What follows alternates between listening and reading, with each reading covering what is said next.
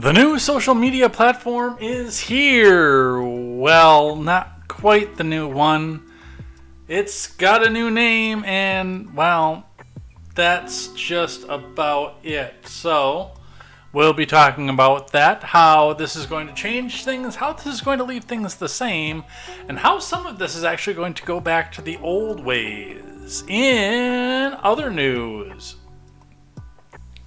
the House and Senate are heading for a spending showdown because, well, two different parties are involved, and one party is beholden to members of their party that may not be completely agreeable. So we'll be going over some of that, what that means, and where we go from there.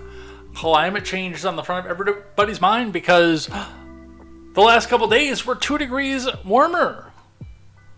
Not to mention the fact that we've had one of the mildest summers on record up until 2 weeks ago. So we'll go over some of that, some of the panic that's going on with that, and what we do with that. And the propaganda is here. We will look at several propaganda pieces talking about what is happening in the news in the presidential race and what it is that they really want you to believe, including a tweet that got deleted, oddly enough. So it is going to be all of this and much, much more over here on a late start of Contemporary. So strap yourselves in, grab some food, get a snack, call some friends, and get everybody in here for some live chat, because tonight we look at the live chat at the end of the show as well. So I was the one flying the balloons. I am Jay Edgar, and this is Contemporary.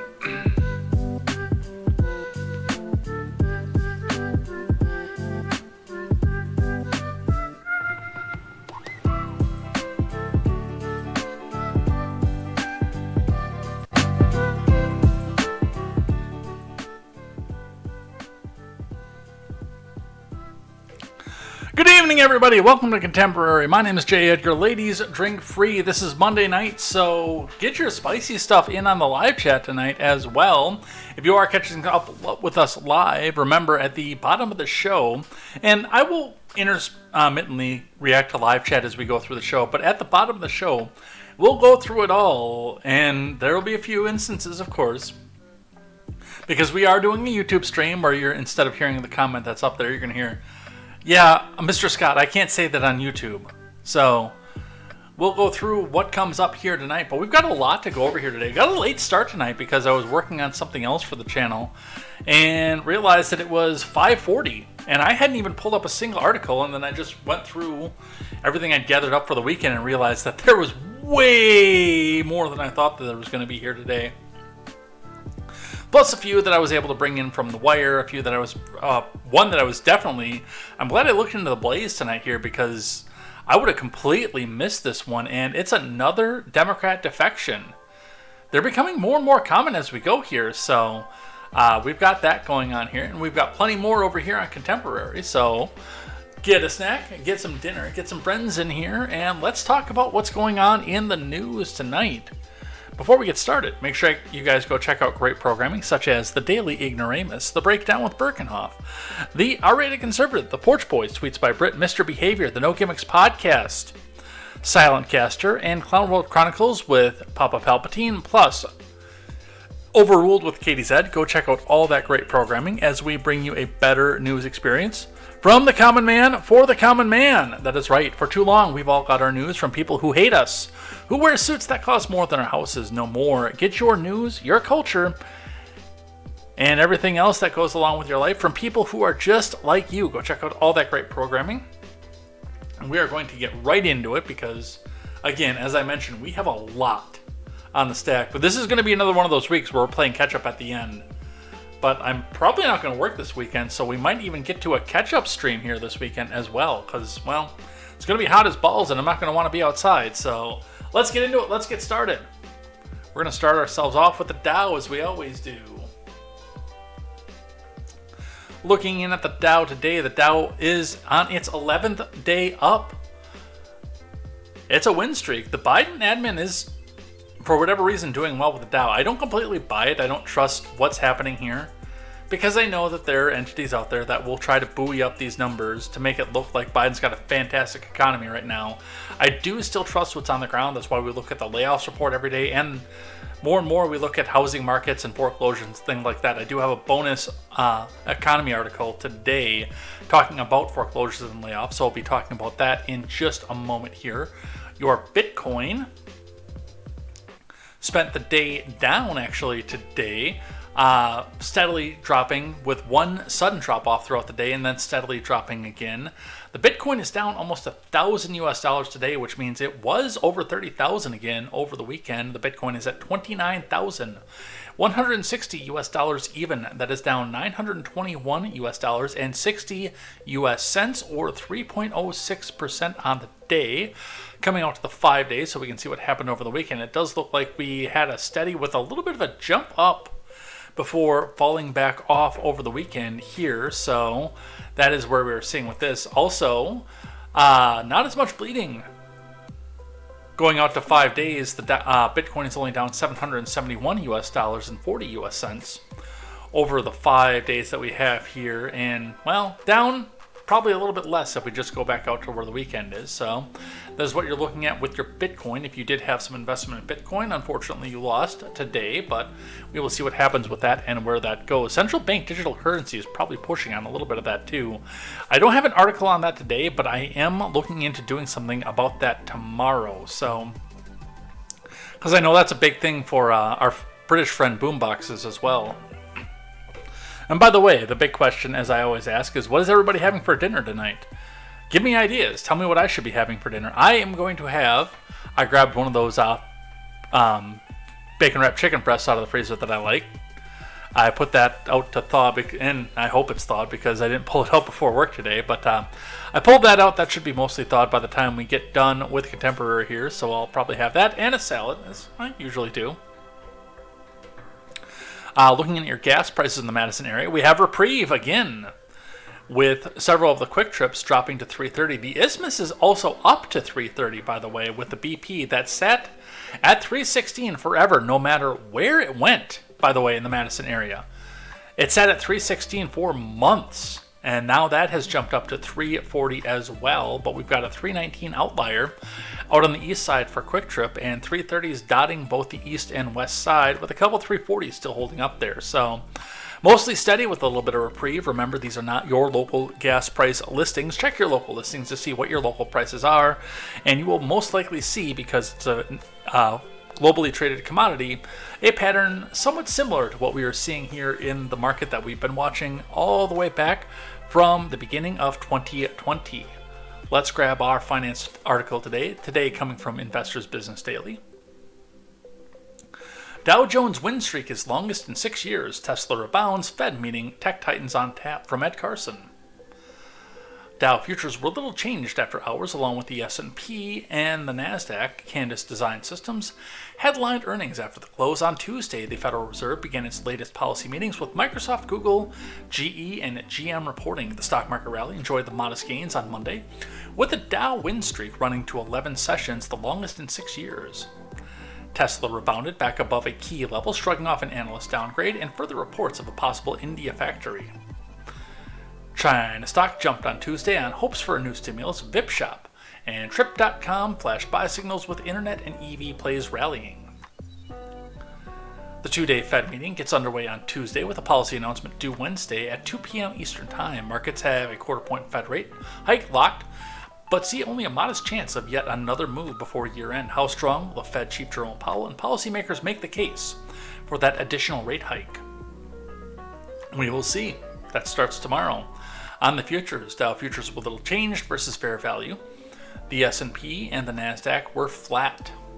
Remember, overnight action in Dow futures and elsewhere doesn't necessarily translate into actual trading in the next regular stock market session. So that's what we see off our finance. Our layoffs report today comes from the Home Depot, which I'm warning you. If the Home Depot's laying people off, that's when you might want to start looking at your portfolio. Again, not official financial advice. But if the Home Depot is starting to lay off, that's one of the first places that people spend money in a great economy. If they're laying off, again, don't dump your stock market portfolio or anything else like that, and don't go into panic mode. But I would at least start looking at your savings, start looking at where you're working, making sure that you are settled and secure in your job, because this is one of the big ones.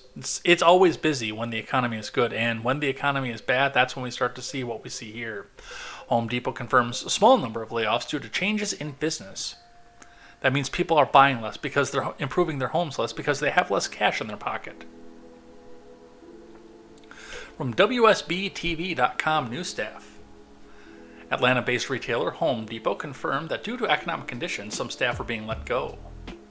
In a statement provided at Channel 2 Action News, a company spokeswoman said the number of staff positions eliminated was very small and were non-store roles. In the full statement, the Home Depot spokeswoman said the layoffs will be accompanied by exit packages and some transitional benefits. So it does look like it is on a corporate level, not on a store level, but if they're starting to do this, they're starting to see some declining sales. The company did not provide an exact number of the impending layoffs. Due to changes in our business, we eliminated a very small number of non-store roles. We focused on doing the right thing and supporting our associates with separation packages, transitional benefits, and job placement support. We continue to be optimistic about the long-term opportunity in home improvement and will continue to invest in our customers, associates, and the business, a Home Depot spokeswoman said in a statement. So, again, we're not at panic mode. They're not doing mass layoffs at the stores and not closing stores, but this is one of the first steps. And again, what we keep seeing on this over and over and over again, when we started to see the tech layoffs, we weren't seeing engineers go. Well, at Twitter we did, but we, for the most part, weren't seeing the software engineers go. We were seeing HR. When we started to see hospital layoffs coming, it was in support staff. It wasn't in the nursing or the doctoring portion of things yet. When we see retail, unless your stores are closing, which we're seeing a lot of that going on right now, but when we're looking in retail and things that aren't closing, it's in support staff, it's in corporate. They're not going to the bottom level yet, but these are things to watch for as we go in and come into what all of our markers are pointing to as a recession. We will see what happens with that. Our bonus economic article today.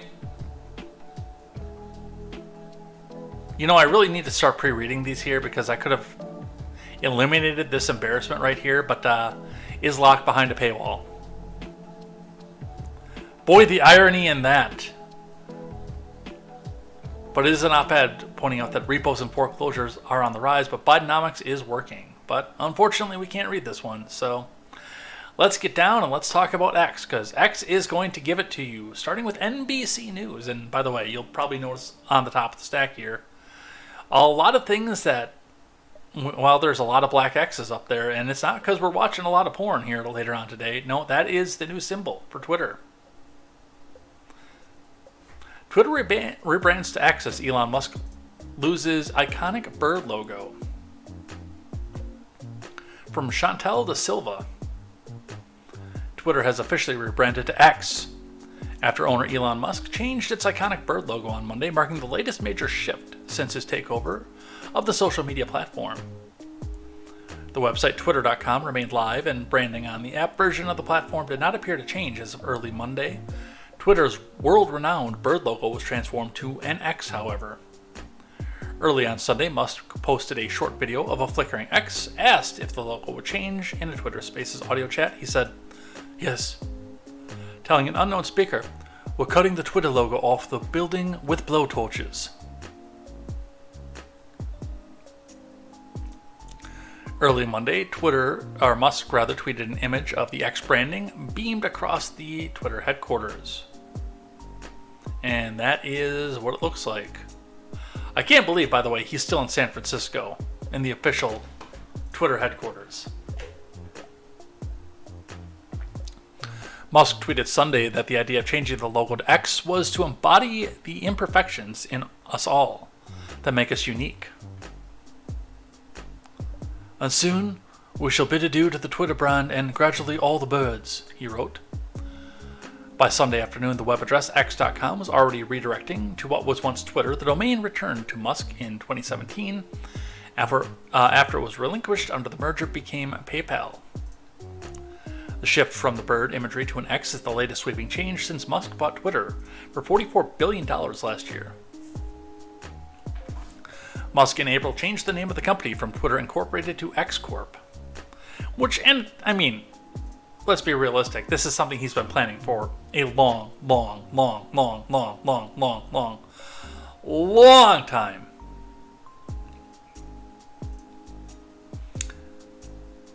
He started talking about this when he took it over last year, about changing it out into the Everything app. And I have some reservations about that. I am not going to stand here and tell you that that's something that I am particularly excited for. The fact that he wants to come back and form a monopoly on all parts of human life and human conversation. But again, the first thing to point out and the first thing to come into is that you do have to have the free reign to come back into this. But yeah, this is a long time coming. And people who were going on about this over the weekend and then today don't seem to realize, and a lot of us have commented on this before, that this has been in the works since the let that sink in moment. Elon wanted to have the electric cars, the payment processors, your communication, your town square, and a host of other things all come up under one umbrella. Like Facebook tried to do all the way back when. They still have the handle on some of that right now. They're all like, because I do some mobile gaming. Because I like some of the mobile games out there. I'm a big fan of Diggy's Adventure. We've talked about that and things I like and things that I hate before. And if you want to transfer your data between devices, when you get a new phone or etc., you don't go in there and sign in with your Google account and get in there. The most effective way to do that is to join their Facebook page and follow their Facebook page and sign in to the app with your Facebook page as you go between devices.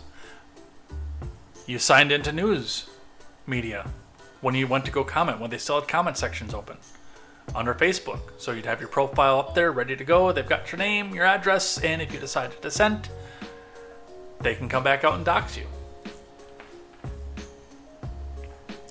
The social media company also recently announced it was limiting the number of daily direct messages to unverified users can send, and what it said is part of an effort to reduce spam, or you can just ignore it like the rest of us.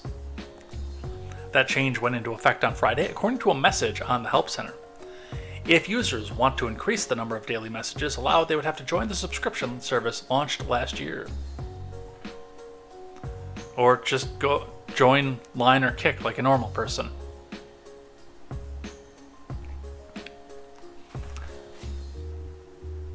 The latest changes come as the social media giant continues to face competition from Meta's new app, Threads. Really? What competition? And I do occasionally check my Threads, because I have it. I got it right away because you were almost forced to do it if you had Instagram. And it still blows. It's still a lot of muttering, meandering about nothing. So I don't know what the competition is. I know people are starting to leave the platform at this point. Twitter CEO Linda Yaccarino said in a series of posts that the rebrand is just the start of a move to push the app in new directions. She's the former head of ad sales for NBC Universal, the parent company of NBC News. X is the future state of unlimited interactivity centered in audio, video, messaging, payment, banking, creating a global marketplace for ideas, goods, and services and opportunities, she wrote. Powered by AI, X will connect us in all ways.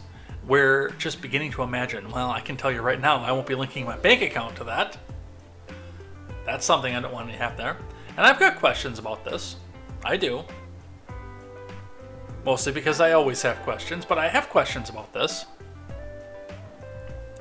One of the big ones is what happens when you get banned from X and you've got all your all your banking is done through X, and then you suddenly get banned because you had the wrong opinion of something or somebody went and mass flagged you. Is that something that's been taken into effect?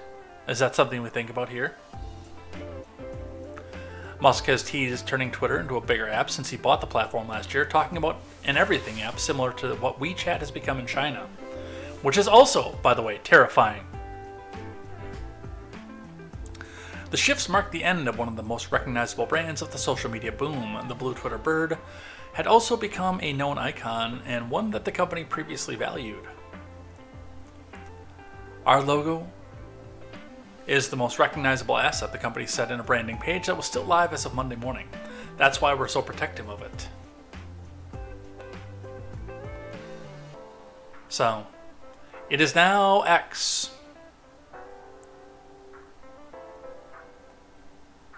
A little bit of backlash to this from Insider.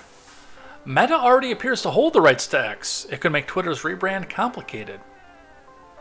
Well, Twitter owns the rights to a lot of the code that was used in Threads, so a trade, maybe?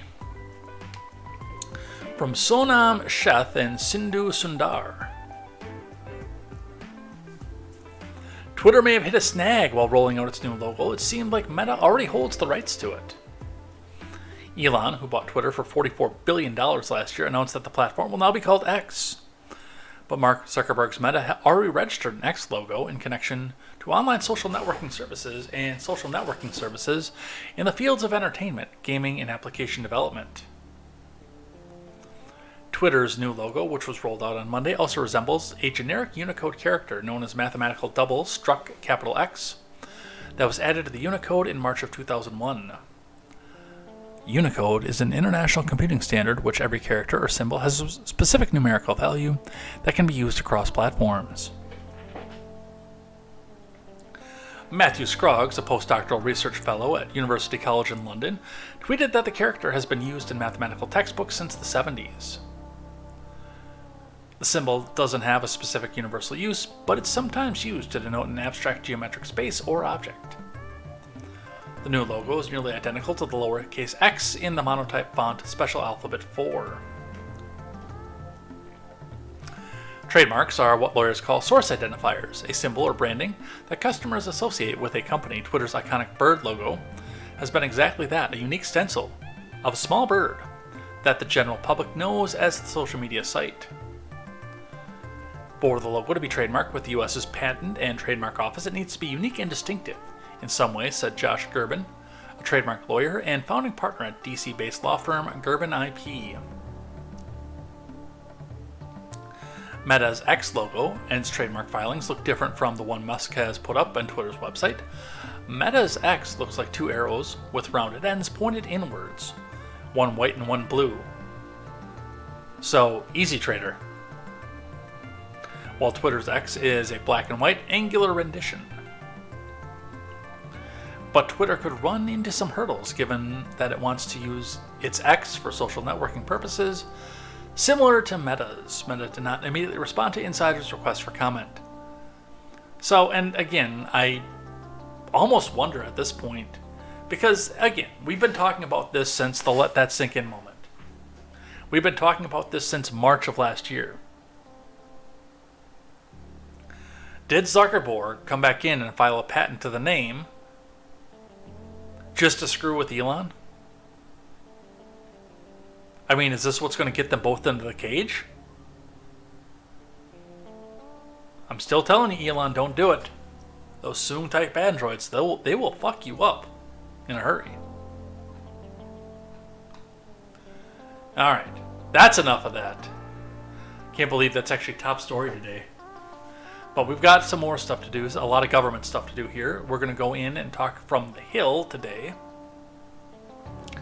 House and Senate divides over funding grow as time left for spending bills shrinks from Emily Brooks and Heiress Folly. Lawmakers are sprinting to finish as much work as possible on a dozen appropriations bills before a long August recess begins at the end of the week. but major divides in the House and Senate on spending levels, as well as pressure from conservatives on McCarthy's forecast messy spending battles when lawmakers return. Most spending bills have advanced in the House and Senate Appropriations Committees, but House conservatives are pushing for even lower spending levels than what were approved in some of those bills. Good! Now, of course, again, they're going to be dead on arrival as soon as somebody runs in and says, hey, we're Democrats and we want to spend more money.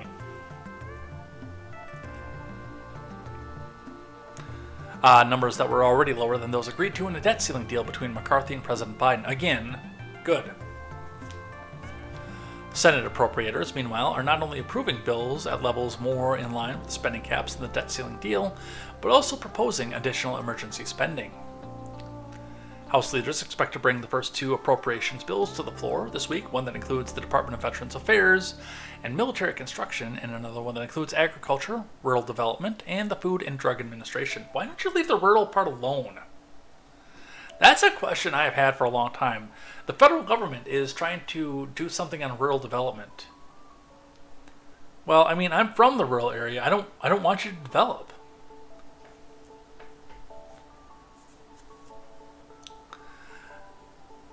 And McCarthy reiterated his commitment to not put an omnibus spending bill on the House floor.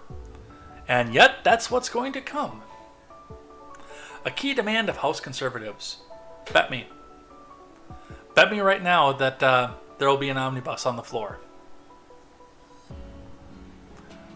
I will not put an omnibus on the floor of the House, he said. We should do our work. We should do our job. Yeah, you say that all the time, and yet you never do it.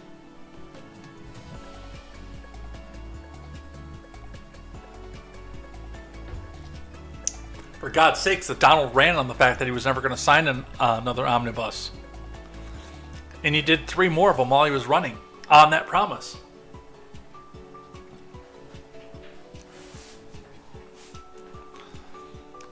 But the funding gulf between the House and Senate is only getting wider.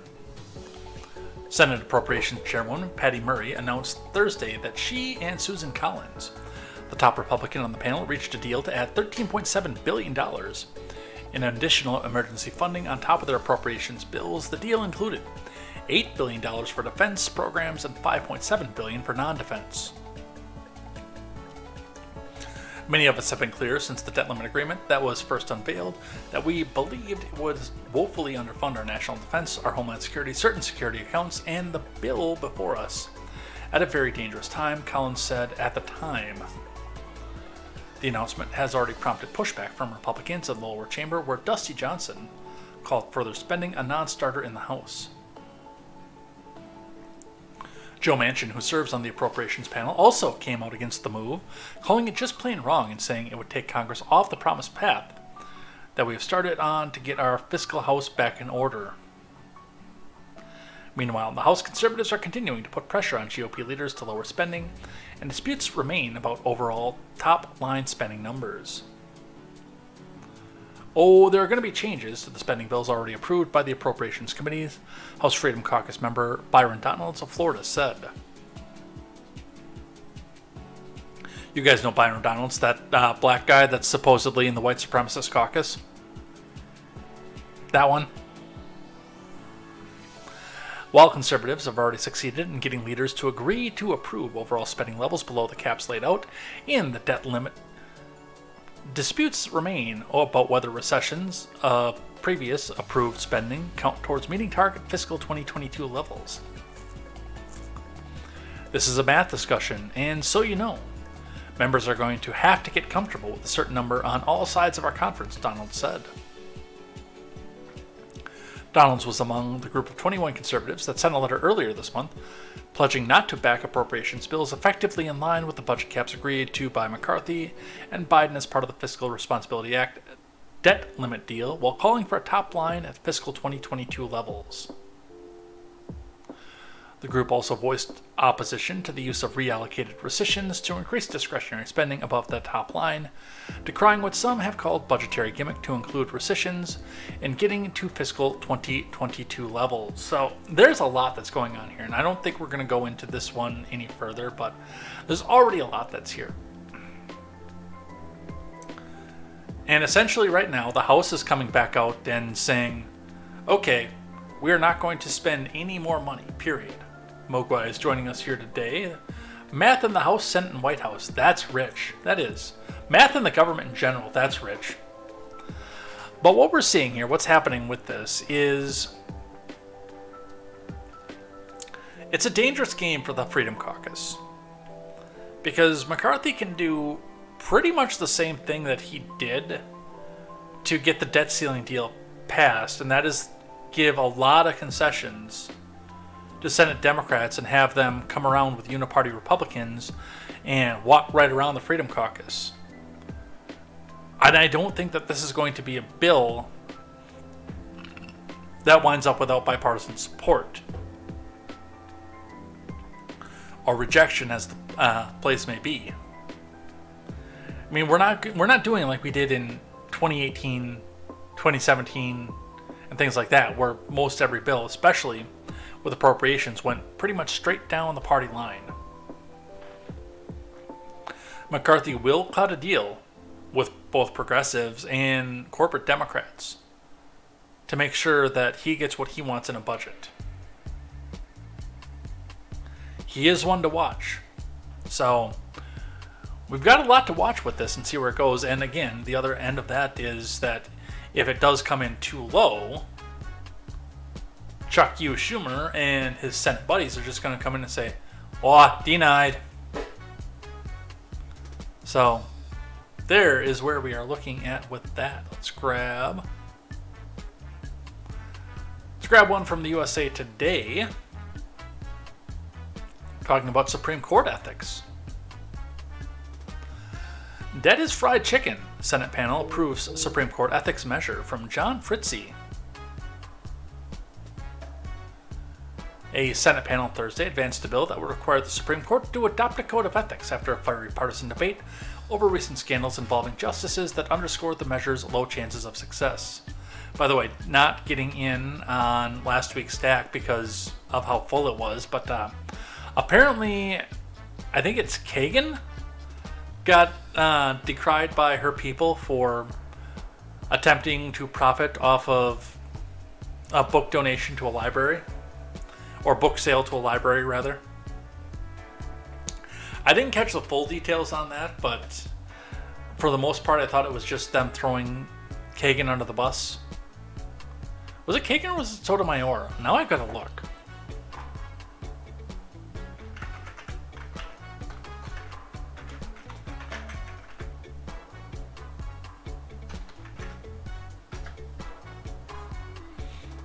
It was Sotomayor.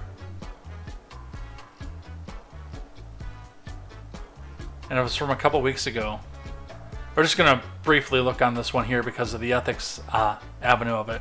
Because I know they're trying to come back out and just say it was Clarence Thomas, evil Clarence Thomas, that did it. But in reality, they're trying to get somebody else on their side to do it, so it doesn't look like they're just going after conservatives. Reading briefly from The Hill before we go back to the USA Today. Sotomayor's staff pushed library colleges to buy her books, report from Zach Schoenfield. Sonia Sotomayor's staff pushed colleges and the library to purchase copies of her book when she traveled there for speaking engagements, according to an investigation from the Associated Press. The DP's investigation, based on more than 100 public records requests, detailed several ethical dilemmas related to the justice's regular travel to universities. No, the Associated Press threw Sotomayor under the bus, so we're not looking like, oh, look, we're not just targeting Republicans, we're holding our own to account as well. Naughty, naughty, Sonia Sotomayor. This is a nothing burger. And while the staff may have pressured at time, it should be an expectation if you're inviting a speaker to come and speak at your college, because it does say that they were coming ahead of this. Especially if it's somebody who's not supposed to be taking kickbacks, that you go out and buy the person's book. That should be an expectation in and of itself. It's common courtesy. If you can't pay a person directly, or a very big amount directly, give them a financial incentive to still come there. Their time is still valuable. This is a complete 100% non-scandal.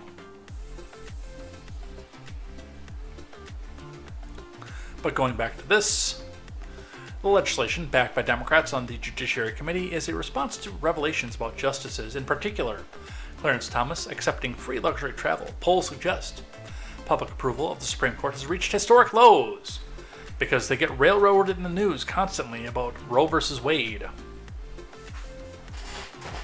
And even Chief Justice Roberts has described the ethics issue swirling around the nation's highest court as an issue of concern. Citing a steady stream of reports of justices' ethical failures, Dick Durbin, the chairman... Wow, Dick Durbin, really? Dick Durbin, citing concerns of ethics. That's rich. That's even richer than math in the White House and Senate and House of Representatives. The chairman of the Judiciary Committee described the legislation as a crucial first step in restoring confidence in the court.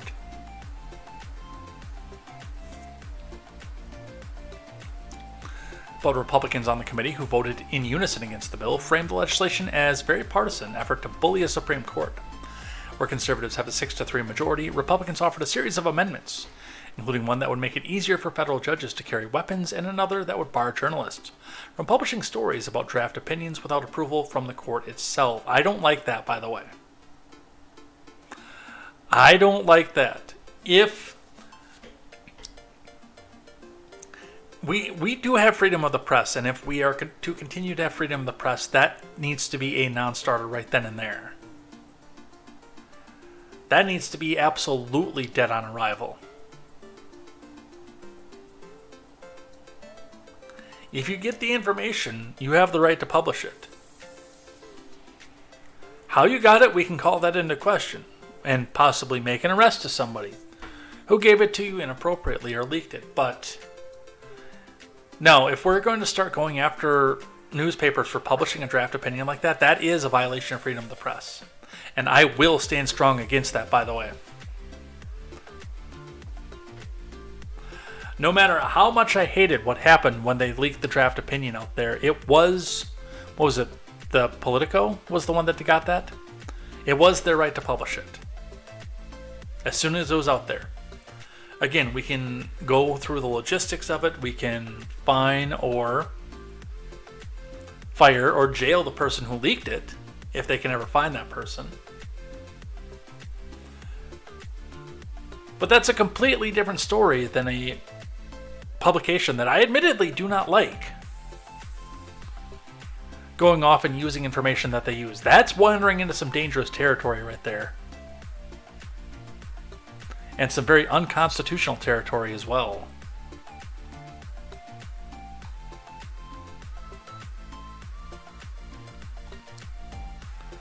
Let's see. Are we talking Dad's original recipe, extra crispy, or are we going Cajun Popeyes? Nice, Mogwai. Barring stores is okay. Our Republican senators called the legislation dangerous and unserious. John Kennedy of Louisiana described the proposal as dead as fried chicken on the Senate floor. And Mogwai's favorite senator, Lindsey Graham. This bill's going nowhere, sugar. What you're trying to do is improve the court. It's not improve the court. You're trying to destroy it as it exists. So, and again, Dick Durbin coming out for ethics. That is entertainment in and of itself right there. All right, let's grab one from the New York Post. GOP lawmakers slam Biden admin's proposed clampdown on home water heaters. That's right. It's not just furnaces. It's not just gas stoves. Now it's your water heater as well. From Ryan King. Water heaters could soon be subject to much more stringent efficiency requirements if a recent Department of Energy proposal has been criticized by Republican lawmakers goes into effect. Dude, that's exactly what Lindsey Graham is. Lindsey Graham is Rue McClanahan. Change my mind. Lindsey Graham is Rue McClanahan. Cross-dressing. Changed my mind.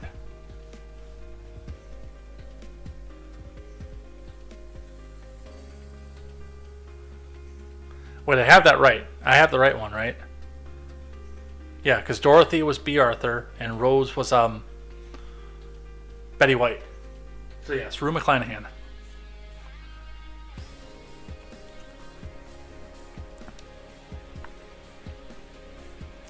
Let's see. In a draft rule unveiled on Friday, the Biden admin is seeking to compel most electric water heaters to deploy heat pump technology and gas-fired ones to use condensing technology. Which, by the way, is not a bad idea. But it's not something that should be compelled. See, if I owned right now, which I still don't, unfortunately, but if I owned right now, if I owned a house, I would be looking for things with heat pump technology. And since I would most likely be using a gas-fired one, condensing technology. Because that does save some money on your electric bill and your gas bill a little bit. And I am, what's the word for what I am? Oh yeah, cheap. And anywhere I can cut energy costs, I'm going to do it. But that doesn't mean I think that everybody should be compelled to do so. Especially if you're in a situation where you can't just throw down a few $100s for a water heater. What does a top-of-the-line water heater cost nowadays? Let's go into Google Shopping over here.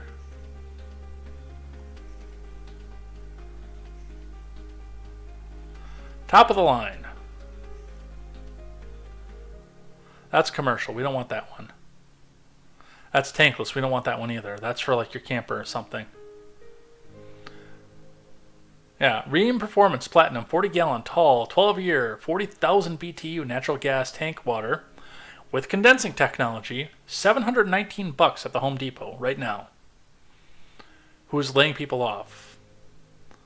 Most of them 40-gallon medium 6-year at $592. So just to come up with $600. There's a smart one. That's 55. I think that's commercial too. 4,500 watt smart electric water heater is. That says $100,000. I don't believe that's possible. There's another one, residential 5,500 watt with durable technology.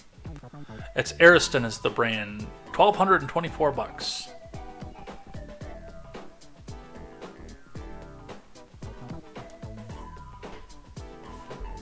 But not everybody's going to have $1,224 to just drop on a water heater right now. That's why compulsion is a bad thing, especially in an economy like this. It was funny. So, when the economy was starting to tank back in 2008, when Biden rolled out, I'm going to do cash for clunkers. You've got all these people who are in the midst of either losing jobs or their jobs being precarious right now, and many of them underemployed because going into 08 and into 09, leaving 08 and going into 09, when cash for clunkers and things like that were coming out, you were already starting to see people who were reduced to the gas station job, the grocery store job, and everything. But, you know, they were getting these big incentives, sometimes far more than the car is worth, for the dealership to come in and drill a hole through the block. And I've told the story of the time that I've had to cry because of holes that I've had to drill through the block in some of these things before. But putting these people, I mean, at the time, $10,000, $12,000, $13,000 into debt, not knowing if they were going to have a job the next time. But hey, we're doing it in the name of cleaning everything up. Now, when we got mandates like this, where you've got to change your stove back over to electric, which a lot of times involves putting a 220 tap where there was not a 220 tap to begin with. And the same with the gas water heater, or having to replace and update your water heater to comply with new federal standards because it's compelled. And putting people, when we're in a precarious position about our jobs, and many of them having to go back and buy this on credit. You see where we're going with this? that's not all that they have going on here. This is from Zero Hedge, which is not green check verified, so we're not going to go into the article and take it with a grain of salt, as it is, but Zero Hedge reports and puts an X out, not a tweet, but an X. Biden admin rule would nearly ban all portable gas-powered generators, which, again, doesn't surprise me. Because at that point, it's like, oh, I'm sorry, citizen, you said something wrong on social media and something against our dear leader. We're sorry, but you're not going to be allowed to use your electricity today. Oh, you have a gas generator? No, you don't. We cracked down on that and took that away.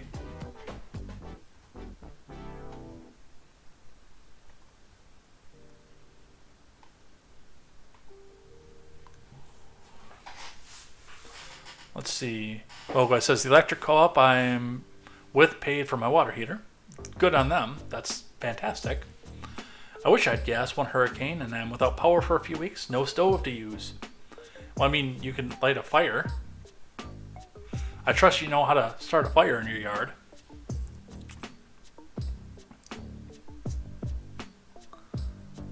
But that's where Zero Hedge is going with this one. Some more climate change news. The Earth is screaming at us. Governor Inslee calls for climate action amid record heat. And again, we were actually having a record mild summer until like 2 weeks ago. So remember, this summer we had like a week and a half of super hot at the end of May and into the beginning of June. We had another like 3 days going towards the end of June. And then down south it got really, really warm for the 4th of July and then cooled back off again. And then this week we're having like 3 days of record heat. A record heat summer this does not make. This has, again, been probably one of the mildest summers. I have had my windows open and my air conditioner off more this summer than I've had them on. Which I like, by the way, because I hate running my air conditioner here. Yeah, see, if it came out to feeding my family, I probably wouldn't care. And again, I am not at all shy about using things like that. So, before I got my gas grill in my old place, I did have a little charcoal grill out there. It was a legless one. I called it the Lieutenant Dan grill. I had found somewhere, I think it was in my dad's place, a Weber, but it had no legs on it and it had some holes in the bottom because the legs had rusted out. I said, I'm going to use this. And I put it in a steel cooking pot where all the ashes could drain back out into, and I grilled on that numerous times. And in fact, one morning, it was a Monday morning because I was off that day. It was when I was working guaranteed Saturdays and always had Mondays off. I was off on a Monday, preparing for Contemporary, and our power went out. And I hadn't had breakfast yet. I just finished Contemporary because I was still doing it in the morning. I was preparing for the Red Ned show. And our power went out. And I'm like, okay, I don't know how long the power's going to be out here, and I'm still hungry. Now I could go out and spend a bunch of money and go down to McDonald's, but I'm trying to say keto right now, so instead, fired up the grill, took that cast iron pot or pan that I loved, and put some bacon in the pan and some eggs, and made myself some bacon and eggs on the grill outside. Carbon footprint be damned.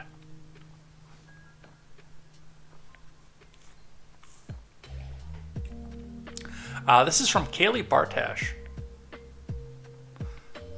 By the way, I just recently learned how that name is pronounced. There's a cosplayer on Instagram that I like to follow. And her name is Kaylee. It's with a K, but it's spelled that same way after there.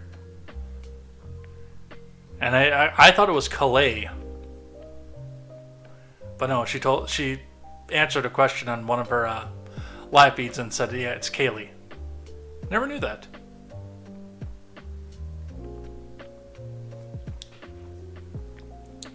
The record high temperatures recorded around the world show the climate change bomb has gone off.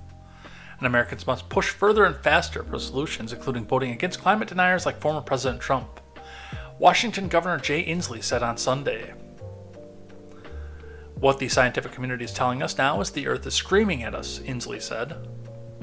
In an interview with ABC's This Week co-anchor Martha Raddatz, Inslee, one of the Democrat Party's loudest voices on addressing climate change, spoke gravely about the threat of a changing world.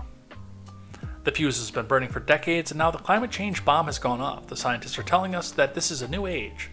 This is the age of consequences. So, one thing to keep in mind, and this comes from a dairy mindset, is that cows produce milk the fastest in a moderate summer temperature.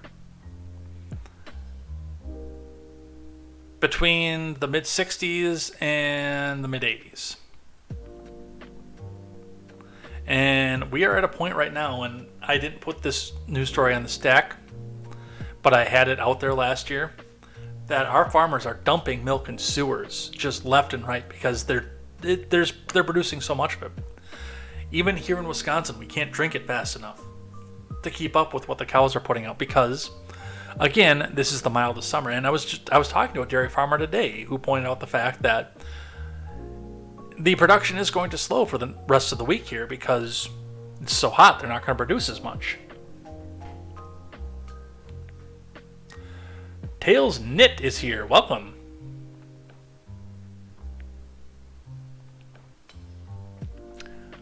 Earth's 20 hottest days ever recorded have all occurred this July amidst scorching heat impacting hundreds of millions of people around the world. And the U.S. cities in the south and southwest have experienced record streaks of high temperatures, including Phoenix, which had 23 consecutive days when the temperature reached at least 110 degrees. And yet, by the way, we still have not had a record day here in Wisconsin. In May, when I was in middle school, I was talking about this in a tweet thread while I was setting everything up for Contemporary today. I remember in May having a 104 degree day where our Phy Ed teacher wanted us to still go back and do a gym class outside. And which one of my classmates says, "Come on, Mr. Redacted. It's 100 degrees out." Tom, if you're listening, it was you, by the way. I remember it.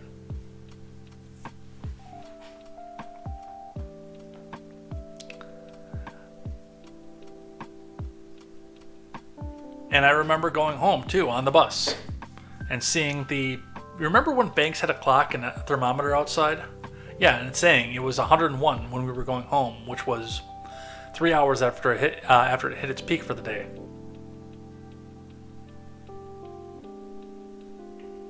In May. So I don't know what's happening in the rest of the country, but we sure as hell have not had record temperatures here.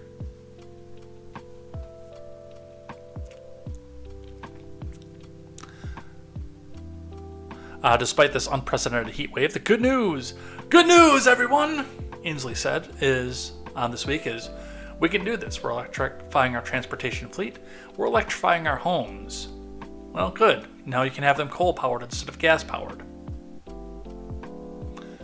This is a solvable problem, but we need to stop using fossil fuels, Inslee said, as again he advocated for more coal to be used to power cars instead of gasoline. That is the only solution to this massive assault on humanity. He touted Washington State's record on the issue. This is not just something for the federal government. States can act, embracing alternative fuels, battery production, and more has financial as well as moral value, Inslee said, describing it as inventing a new economy. Now, describing it as mandating cars that the government can shut down once you've been a bad boy. And again, remember that all of these electric cars that they're coming out with right now are satellite connected.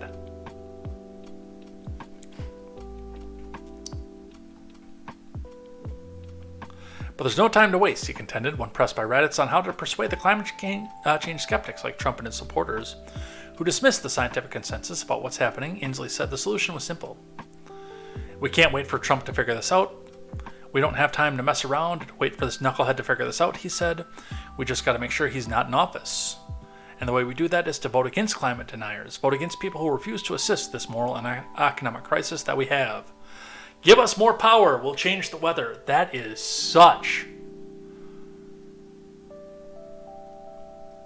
That is such a conceited point. Give us power, we'll change the weather. A politician that tells you that I can change the weather if you just vote for me.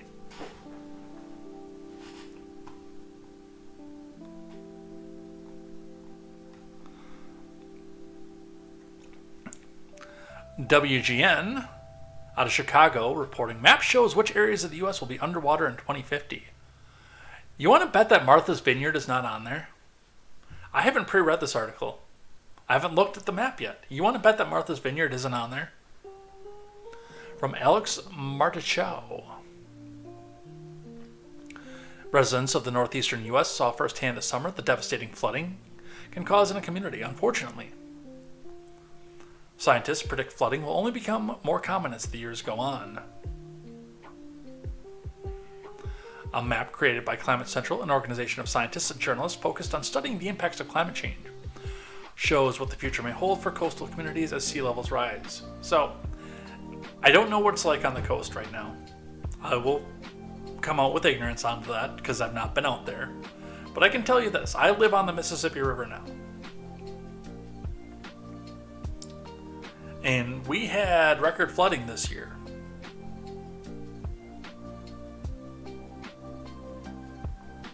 There was a point where I might not have been able to go to work because the road to go to work was flooded, was about to be flooded out. Several parts of my neighborhood were actually flooded out as well. Because we had not quite a record. I think we were 2 feet shy of the record for flood crest. I don't know. I haven't lived over here for that long, so I don't know what the record is. But from what they told me, people who've lived here for their entire lives, that we were like 2 feet away from record flooding. The Mississippi River, the Black River, and most of the streams and rivers around the city are at record lows right now.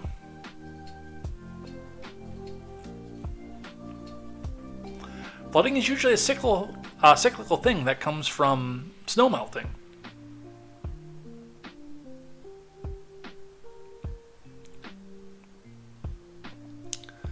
The first map below, we set the projections to include sea level rise and typical annual flooding.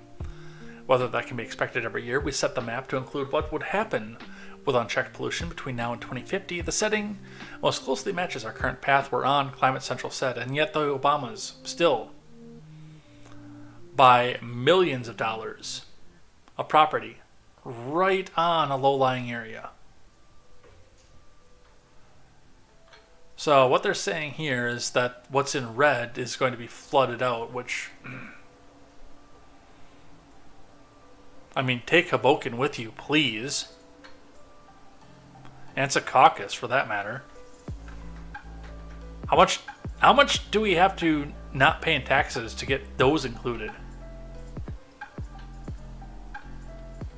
Not a lot of value here, but this is just in New York.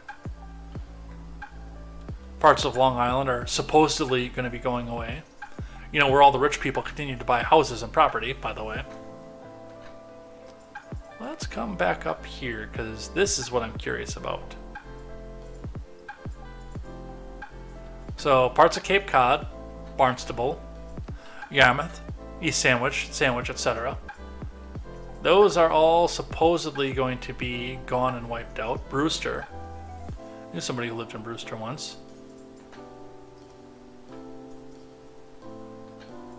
Pulpit Rock is apparently still going to be there. Where's Martha's Vineyard? I should know this, by the way.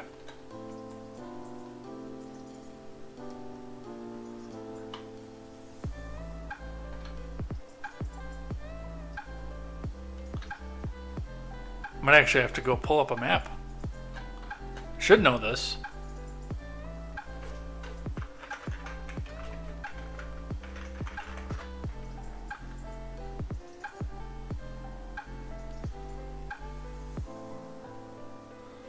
Okay, so that is down towards the foot of the cape. Oh, so here. Yeah, look at that! Would you look at that? There's almost no flooding that's going to be on Martha's Vineyard, oddly enough.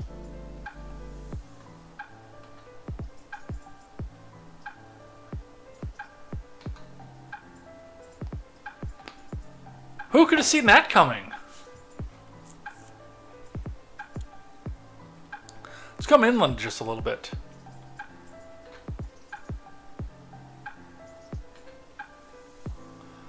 Apparently, they say a lot of the Mississippi River Valley is going to be gone.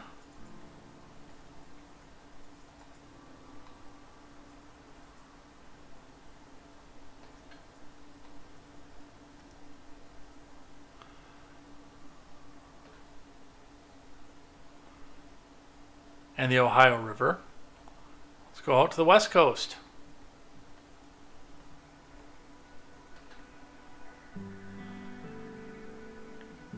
And larger parts of Los Angeles will be gone as well. So nothing of note that will be, nothing of value will be lost, it doesn't look like. And again, strangely enough, Martha's Vineyard is going to be untouched.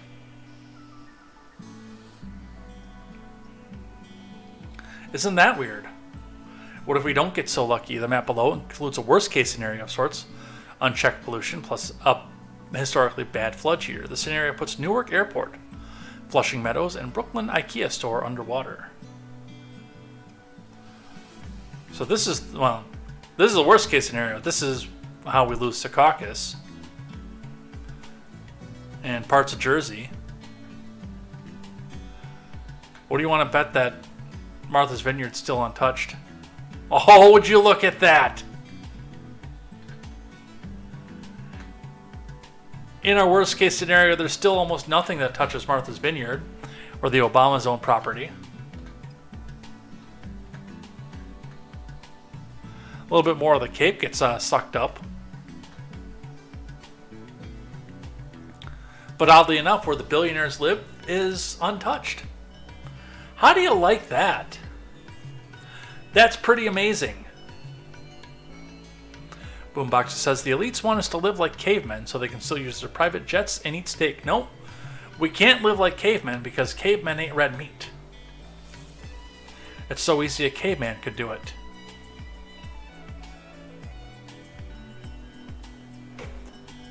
Would you look at that, though? Yeah, all of the places that all the big Democrat donors and billionaires live, those are weirdly untouched by the climate crisis, even under the worst case scenario.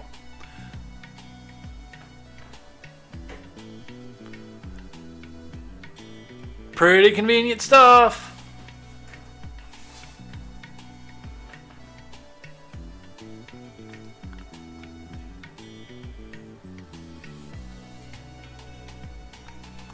From San Francisco Gate.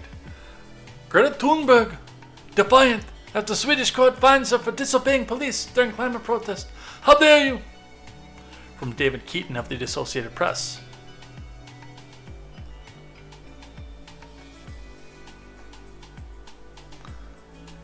Hours after a Swedish court fined Greta Thunberg for disobeying police during an environmental protest in an oil facility last month, the climate activist once again attempted to block access to the facility and was removed by police in a staged event, by the way.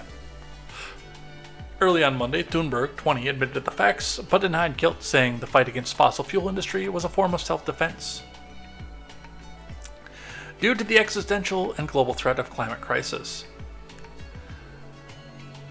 We cannot save the world by playing by the rules, vowing she would definitely not back down. The court rejected her argument and fined her about 2,500 kronor, or about $240, which some of her Simpson donors will have paid by the end of the day, if they haven't already. Charges were brought against Thunberg and several other youth activists from Reclaim the Future movement for refusing a police order to disperse after blocking road access to an oil terminal in the southern Swedish city of Malmö on June 19th. If the court sees our actions as self-defense as a crime, then that's how it is, said Irma Kjellström, a spokesperson for Reclaim the Future, who was also present at the June protest. She added that the activists have to be exactly where the harm is being done, and yet they won't go into China or Iran. or Saudi Arabia for that matter. But they'll do it in lily white countries that are making extra efforts to curb their carbon footprint. Isn't that weird? Isn't that funny?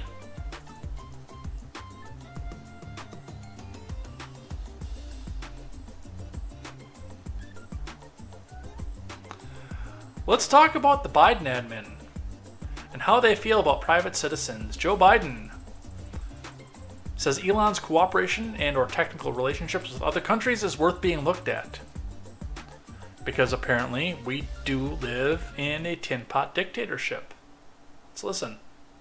I think that Elon Musk's cooperation and or technical relationships with other countries is worthy of being looked at. Whether or not he is doing anything inappropriate, I'm not suggesting that. I'm suggesting that it's worth being looked at. Okay, if you're not suggesting that, then why does he need to be looked into? That's kind of against the First Amendment. And the Fourth and the Fifth, if I'm being completely honest. But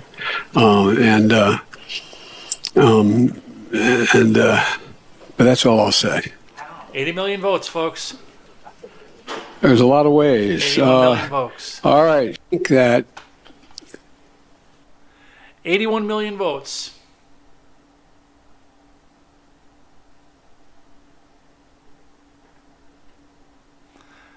Janine Mobley comes out and says, yeah, we don't like him, so let's investigate him.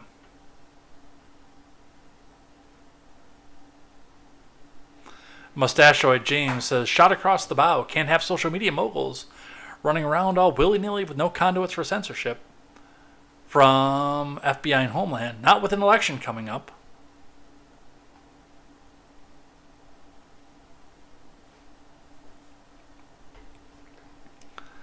And this goes right into the same thing that we're seeing with the Trump arrest and everything else. The idea of, we don't like you, so we're going to investigate you, goes right into line with the old adage of, you bring me the man and I will find you the crime. They will find anything that they can to go and trap this guy on if he doesn't come back and toe their little line.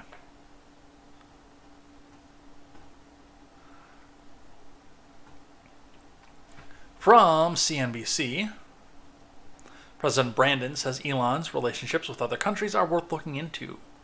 From Laura Kolodny.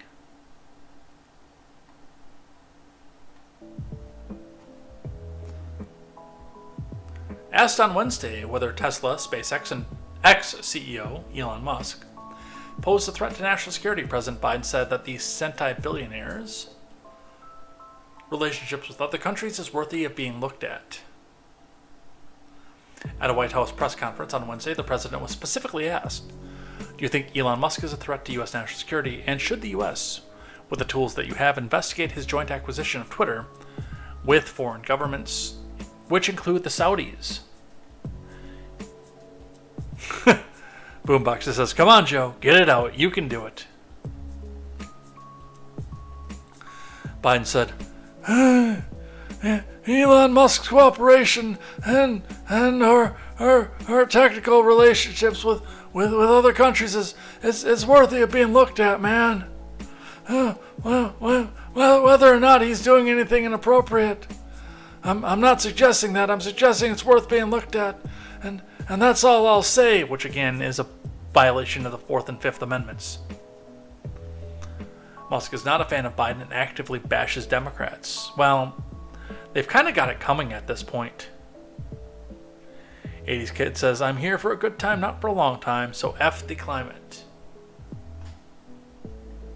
I'm not against climate conservationism. Like, I do try to keep my climate footprint down to as much as I can. I keep my vehicles properly maintained. I keep the lights off when I need to. I don't run the air conditioner when it's below 70 degrees. I do what I can to keep my climate footprint down. But I'm not going to go to the extremes that these people are demanding either.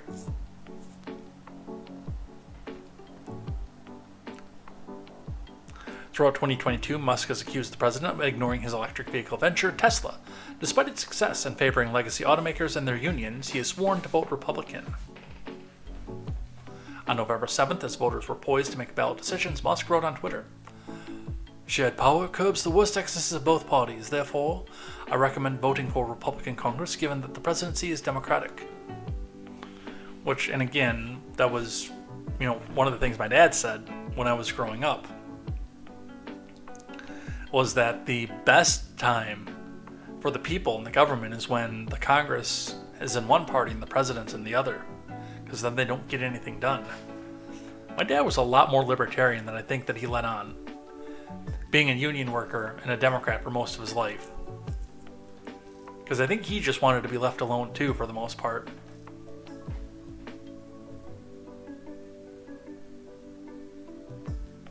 So, bring me the man and I will find you the crime. Speaking of Biden's DOJ, the DOJ sues Texas and Abbott over Rio Grande barrier. Politico's Kira Frazier and Josh Gerstein are reporting on this one. The DOJ sued the state of Texas and Governor Abbott on Monday for building a floating barrier at the southern border that the state says will deter migrants, but that the Biden admin calls a threat to public safety. Okay. Put a sign out that says, "Do not cross. Razor wire." You should be good. Hold on, we're going to do Google Translate. Because I used to speak Spanish, but I'm really rusty at it.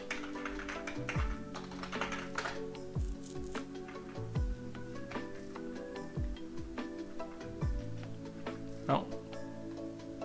We are going to do English. I don't know why I picked up another language here. Yes, English.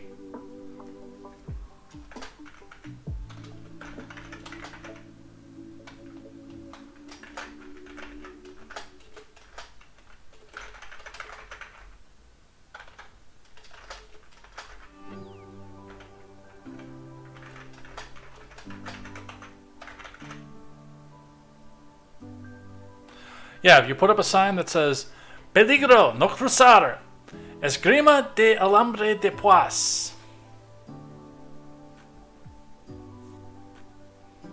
Some of those I actually didn't know.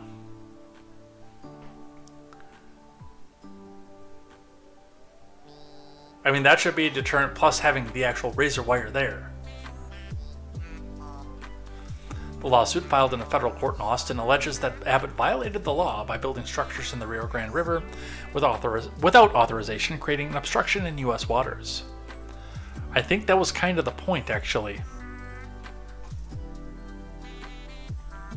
I need to practice my Spanish again. I need to meet people that speak Spanish again so I can practice again.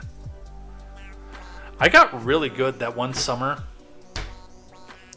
Well, it was more than a summer. I guess it was for almost 2 years, where I worked in a independent mechanic shop that had two Guatemalan men of very questionable immigration status working there, one of them who didn't speak any English. I got really good while I was working there, and then I didn't really work with anybody that spoke Spanish again, so I lost practice.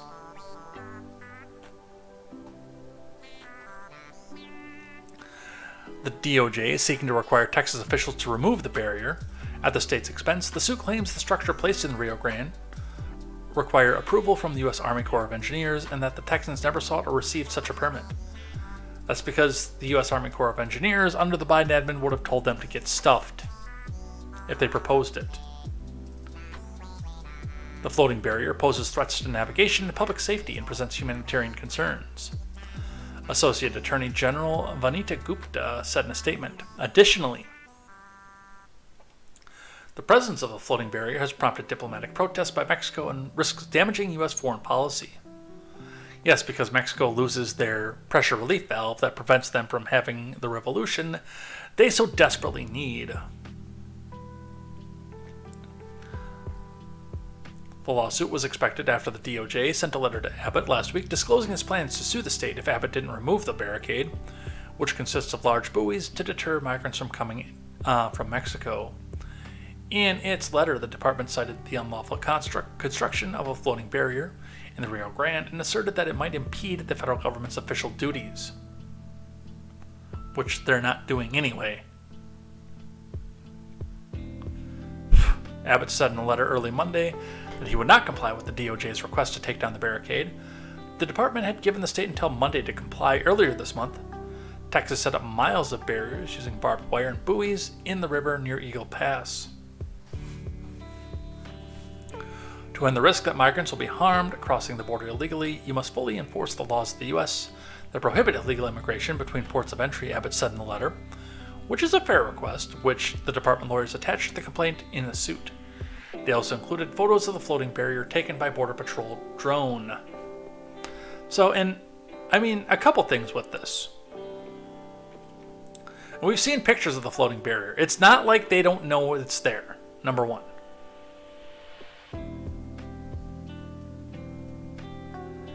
It's not like it's some big secret where if they go and they walk around and they trip, they're all of a sudden going to be cut up.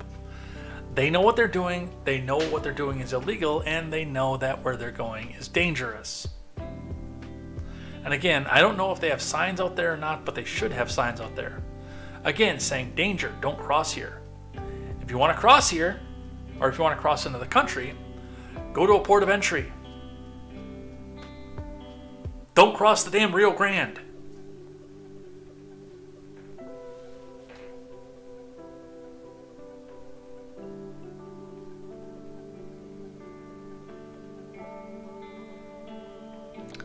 But we will see what happens with that. I'm sure, again, they're going to go judge shopping to find somebody who's going to be in their favor. Let's do some propaganda. Let's look at a little bit of propaganda here today. I think that's going to be fun. What do you think? Jane of the North puts this tweet out that says, "What I'd like to see is the FBI go straight into this whack job's office in DC, arrest her, and keep her in jail for calling for a civil war in America. Marjorie Taylor Greene is fucking dangerous." With a supposedly legitimate tweet coming from Marjorie Taylor Greene, which, by the way, I searched her page for and is not there, that says, "We don't need World War III. What we need is Civil War II." First commenter, and by the way, coming from somebody with Ukrainian flags in his bio who threatened to block me,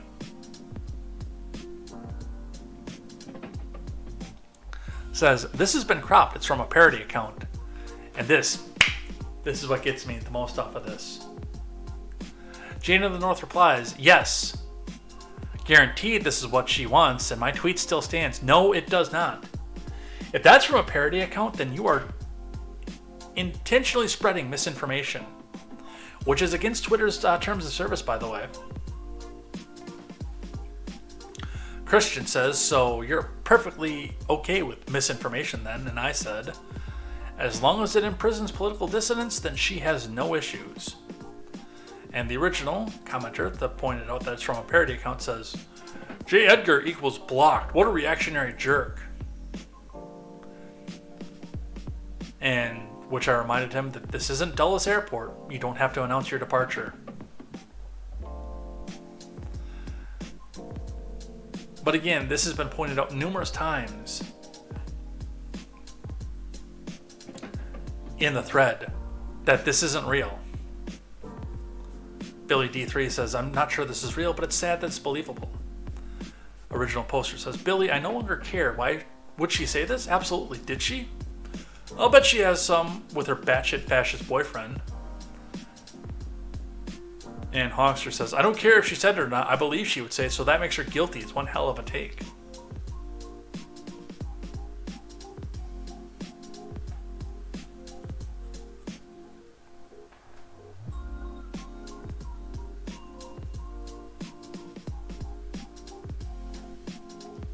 So they're coming out to this point of getting ready to come back and put people in prison. I mean, this is Salem level stuff right here. I believe that she would say it, so let's go put her in prison. Hold on. The irony gets better. I believe that she would say it, so let's put the fascist in prison.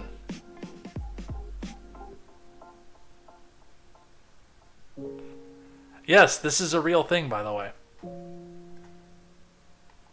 For a post that isn't even real. Figure that one out. What else do we have for propaganda today?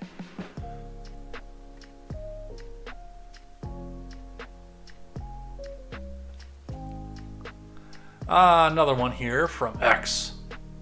So I did some digging into this one, and I don't know if DeSantis' campaign actually put this out. If somebody can point out, I mean, this tweet is real. Wortman, the propagandist, screenshotted it, but this tweet is real. I did find this one, and the video that it's referring to as well. Andrew Wortman tweets out, DeSantis' campaign has straight up incorporated Nazi symbols into its video. With Luke Thompson tweeting, the DeSantis Cam's account just deleted this video after at least one campaign staffer retweeted it. I wonder if this was also made in-house. Now, I looked through the DeSantis Cam's account. I looked through Ron's account, his official account. I looked through his personal account. I did not find this video anywhere. So my first question is did people like Luke Thompson and Andrew Wortman piece the thing together and make the whole goddamn thing up? I cannot confirm or deny that they did. But I also cannot confirm or deny the existence of the video from a DeSantis staffer. But here is the video, by the way.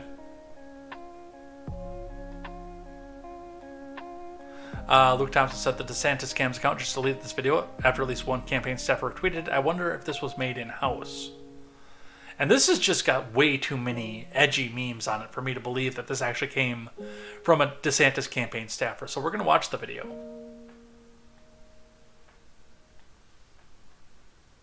It doesn't hurt me. Do you want to feel how it feels? Do you want to know? We might get a copyright pop for that. I'm going to take that down, unfortunately. When I heard lyrics, I'm like, okay.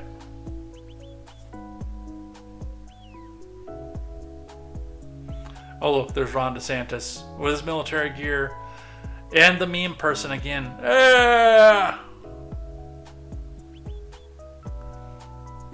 Dude, I think this is fake. There are way too many Wojaks on this for this to be real.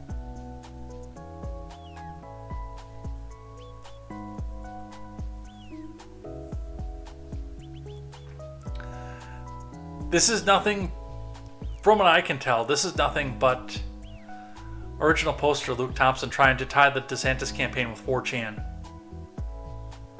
And then the Azov Battalion right there. No, we know what that symbol means. I don't buy it. I don't buy it. I don't buy it. Nope.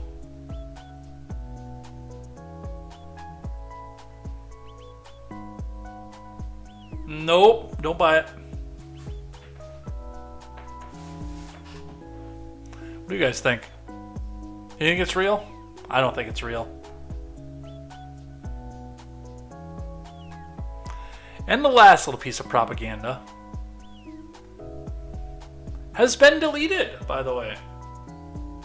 But don't worry, some enterprising sleuths at Fox News were able to pick the thing up. And The Hill did also admit to what it is that they have going. So, moving on here, reading first from Fox News. The Hill article falsely claims Tulsi Gabbard ran as a Republican in the 2020 presidential election. From Landon Mian.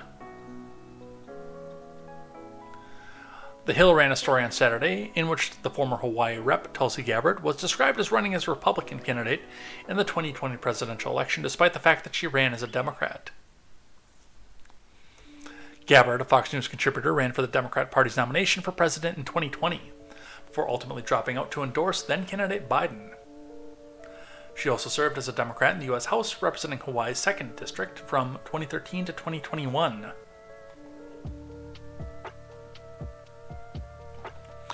But in an article published Saturday night, The Hill reporter Joe Jacques falsely claimed that Gabbard ran for president as a Republican.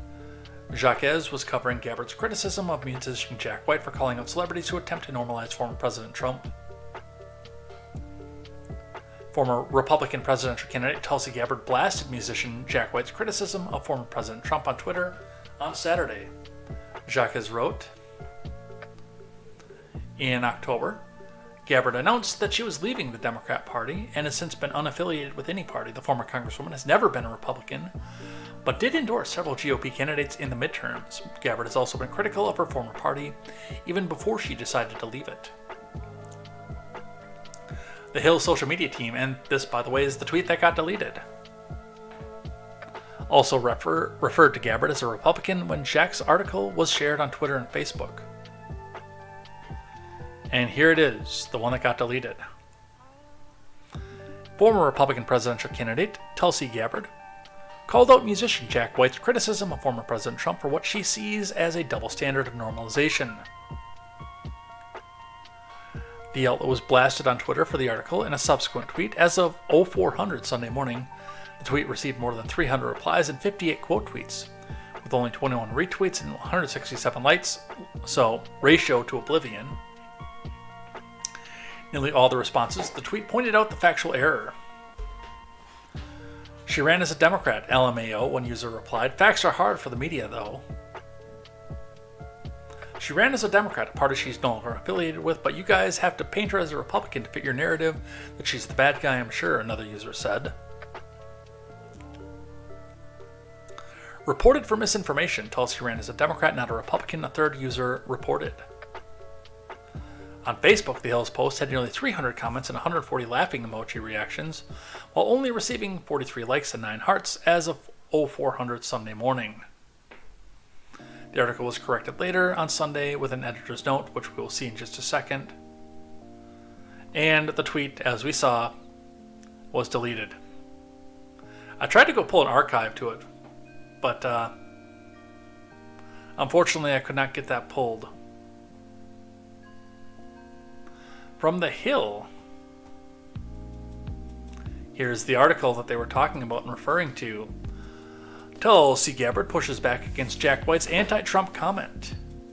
From Joe Jacques.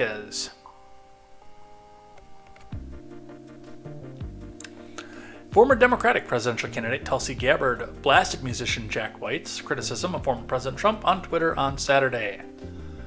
Editor's note: this report has been updated to correct Tulsi Gabbard's political affiliation during the 2020 presidential campaign. We regret the error. No, you do not, I promise. You regret that you got caught.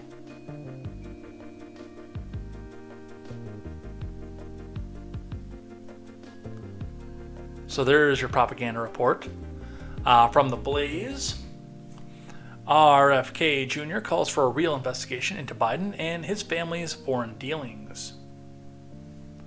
From Joe McKinnon, Republicans are not alone in their desire for transparency regarding President Biden's alleged involvement in an international influence peddling scheme. RFK Jr., the president's top Democratic rival, similarly wants to get to the truth of the matter. Fox News' Maria Bartiromo breached the subject of corruption in government on Sunday Morning Futures, alluding to the House Oversight Committee's recent acquisition of additional evidence detailing the Biden family's finances, as well as the alleged assertion by a corrupt Burisma executive detailed in the FBI's unclassified FD 1023 document that it cost $5 million to pay one Biden and $5 million to pay another Biden.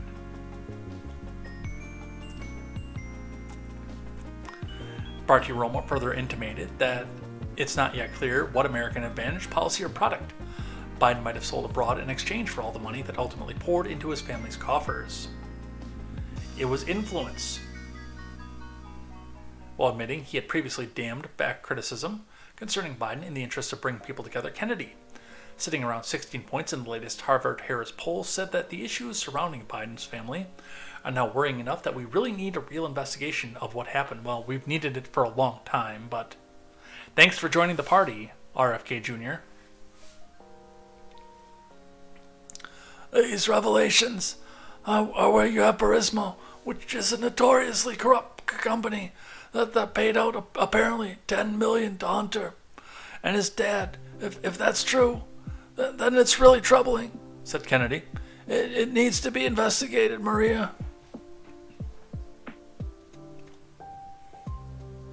Yeah, I'd like to see the investigation. Nothing's going to come out of it, obviously. But I'd like to see it at least. We've got another flip, by the way. Lifelong Democrat Dov Hikind flips parties. This is from 93.1 FM WIBC, Indianapolis's mobile news. Former state assemblyman Dov Hikind, a lifelong Democrat, was officially changed his party to Republican. He did this on Thursday morning. With his wife, he posted a video on Twitter fully explaining why he decided to switch to the Republican Party. Let's listen. Alright, first thing we're going to do is I'm going to get rid of this bar here. Fine. Screw you. I'll have my cookies taken off later. Alright, now let's listen to Dov and Shani Hikind. I have been a lifelong Democrat. My family, my parents, but that's over. That's finished. I have decided to register as a Republican. Unfortunately, the Democratic Party has become so radicalized, so radical, run by the radicals, that people who are moderates or conservative Democrats are not welcomed in the Democratic Party, Shani, and I've had enough. The Democratic Party turns its back on its friends like Israel, the Biden administration, right now, in policy after policy. I'm just tired. I've had enough. It took a long, long time, but I am delighted to join the Republican Party, Shani. Gee, when I left the Democrat Party, I will admit that I did temporarily go into the Republican Party when I left the Democrat Party. But that did not last for very long. When I saw that they were still as fucked up as my union-loving parents promised me that they were. But given the fact that, and you can see the funny little hat that Dov has on his head, somewhere down in Florida, in Orlando, a small 5'3" Jewish man who is the same age as I am is furiously beating his meat and saying, Okay, gang, we got another one. Just another more. We'll get some more Orthodox ones here. Well, let's go. Come on. As I am totally convinced that this is the right move for you, for me, for my friends, all of us who feel that the Democratic Party no longer represents our interests, what we stand for, and our values. Our See, we said it at the same time. The same word came out at the exact same second. This is not a party that represents our values, what we believe in, how we feel about America, its history. This is about sending a message to the Biden administration, a message to the Democratic Party. We're losing the American people because you are not representing our values. You are not representing what the Democratic Party that my parents were so proud of. I have a lot of questions, darling. And I know people have approached you, right? They want to know, are you running for office again? Are you, sweetheart? Because if you are, I'm your number one first voter in line to vote for you for whatever you decide to run for. Thank you. Look, having served for 36 years in the New York State Assembly, with the 36 greatest years, the opportunity to be there for people and make a difference is so important for me and, of course, for our family. But we shall see. We shall see what the future will bring. We shall see. And God willing, it'll be a good future. Boy, there's so many jokes I could make. I'm on YouTube right now. Boombox says, all these people leaving the Democrat Party, damn those white supremacists. Yes, white supremacists tend to wear that funny little hat all the time. I see so many white supremacists wearing that hat. Don't you?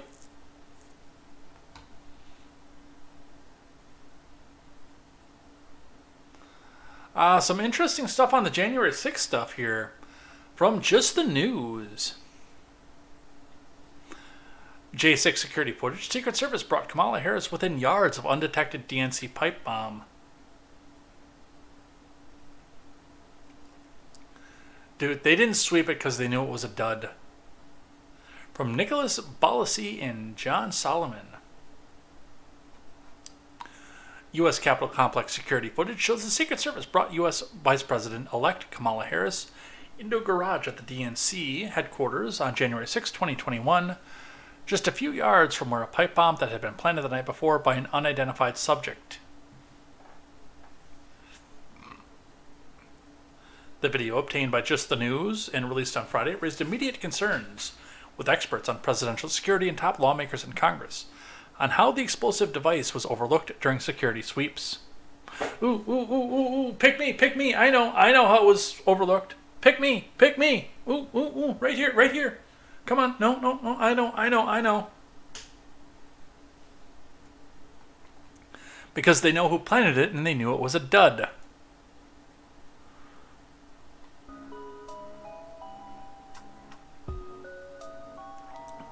I'm still trying to make sense out of what we're seeing. Barry Loudermilk of Georgia, the chairman of the House Admin Oversight Committee investigating the January 6 failures, told Just the News No Noise television show on Friday. First of all, we know that there was actionable intelligence that there was going to be an attack on the Capitol. It seems like almost every three-letter agency knew about it, but the chief of police didn't because the intelligence failure that happened within Capitol Police. We can have a conversation about that on another day, probably not on YouTube. It also leads us to believe that the Secret Service knew about it. We knew that the people in the White House knew about the intelligence, so why did they not catch a pipe bomb? When you look at the video, you see still pictures from the FBI. That pipe bomb was placed to be found, he added. It wasn't placed into an area to do damage. You would put it inside of a bush all the way under the bush, the first thing that was left, so it would be found. So how in the world was it not found before they brought the future vice president into the Democrat club there? The footage, which you can watch in the player above, which, I mean, it's been going here while we were looking at, was made available by House Speaker McCarthy's office and Loudermilk's committee. While it was reported in 2021 that Harris had to be evacuated from the DNC when the bomb was found, the footage of the motorcade was never made public.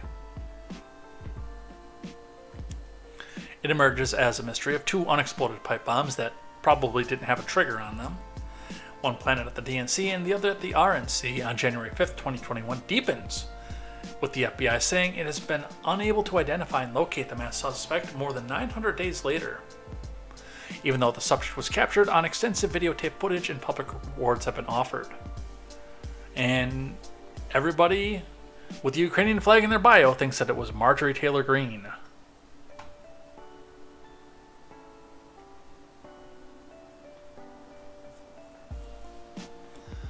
So, some more presidential news for you here. Vivek Ramaswamy clinches donor threshold for first GOP debate. From Joe Jacques again. Republican presidential candidate Vivek Ramaswamy has cleared the donor threshold necessary to qualify for the first GOP debate, his campaign confirmed on Friday. Tricia McLaughlin, a senior advisor on Ramaswamy's campaign, confirmed to The Hill that Ramaswamy has reached 65,000 unique donors, well over the required minimum of 40,000 donors. The criteria, announced by the Republican National Committee in June, also requires candidates to be at the polling minimum of 1% in at least 3 national polls, or at least 1% in 2 national polls, and 1 state poll from 2 of the early primary or caucus states: Iowa, New Hampshire, Nevada, and South Carolina. The fundraising milestone for Ramaswamy comes amid a small surge in momentum. The entrepreneur currently sits in 3rd place in the national contest for the GOP primary, according to the latest polling average from 538 at 6.8% support. Ramaswamy's average support is up more than 4 points in the last month and above the RNC's threshold. Ramaswamy on Friday took a swipe at current GOP frontrunner for the party's nomination, former President Trump, a tactic he has largely avoided. The candidate claimed that Trump may be too polarizing to advance the party's agenda while at a steakhouse and a town hall in Cedar Rapids, according to NPC News. Here's a reality about my friend Donald Trump, Ramaswamy said. I respect what he did, but it's just a fact. It's not even his fault 30% of the country becomes psychiatrically ill when he's in the White House.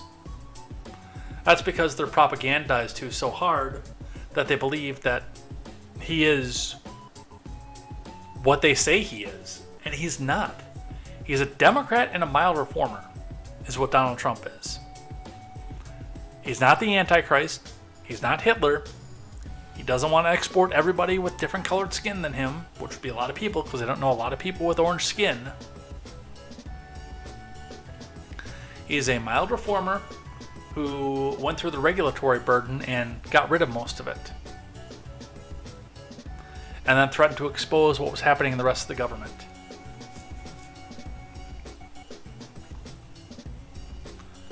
But good on Ramaswamy. Again, I'd like to see big debates. I really would.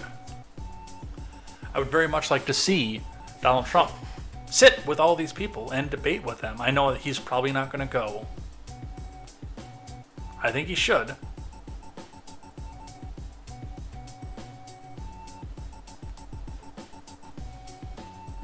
I don't know what's happening there, but we're putting that on the stack for tomorrow.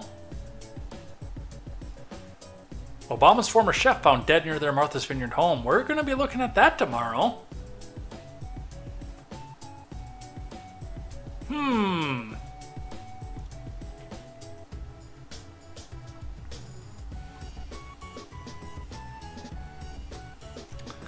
From the Daily Wire, Trump stopped short of saying he'll cut off money to Ukraine. From Daily Wire News, which, by the way, he's not going to. Anybody with half a brain knows that.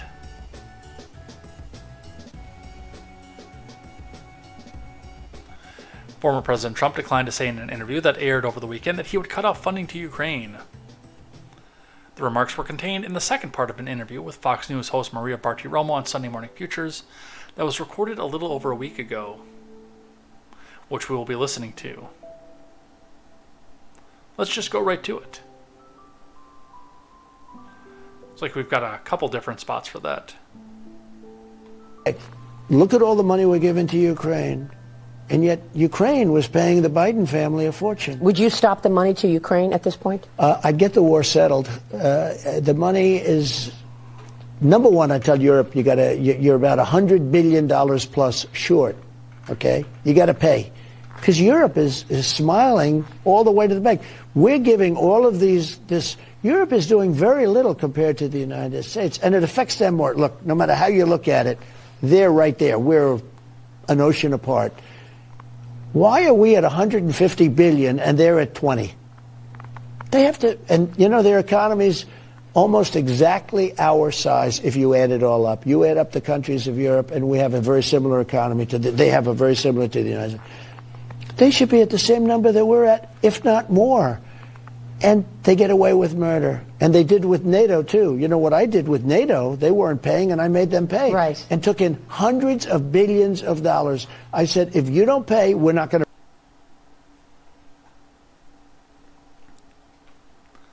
So, and again, my big criticism with the Trump admin is the fact that he did spend so much.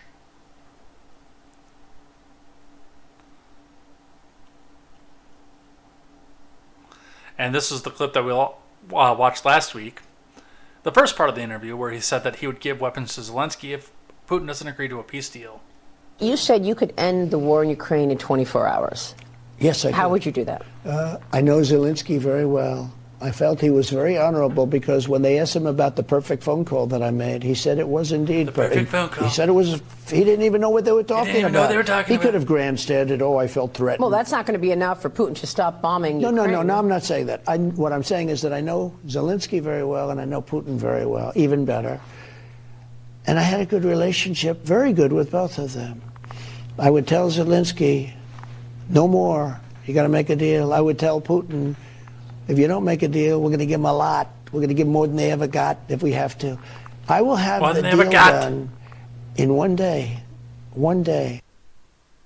I would end it in one day. One day.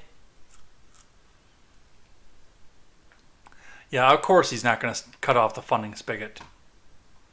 Because it'll be popular.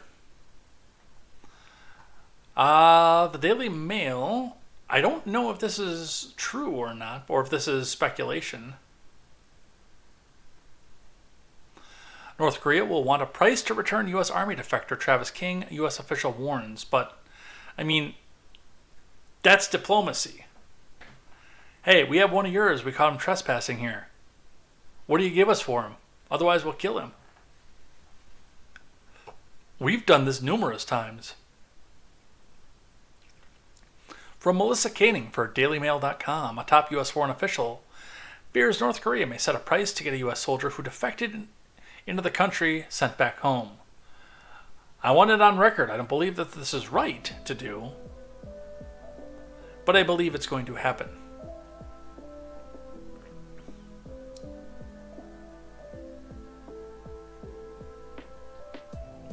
U.S. Army Private Second Class Travis King, who is facing disciplinary action for a string of alleged crimes in South Korea when he dashed past the DMZ into the communist country last Tuesday. Rep. Michael McCall, the chairman of the House Foreign Affairs Committee, now says the North Koreans may capitalize on the 23-year-old from Wisconsin's defection.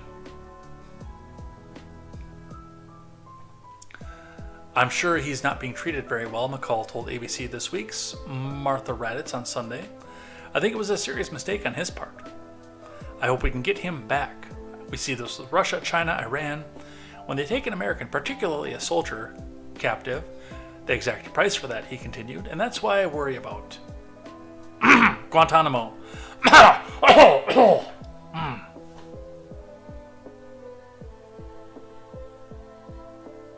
Excuse me, that's something in my throat there.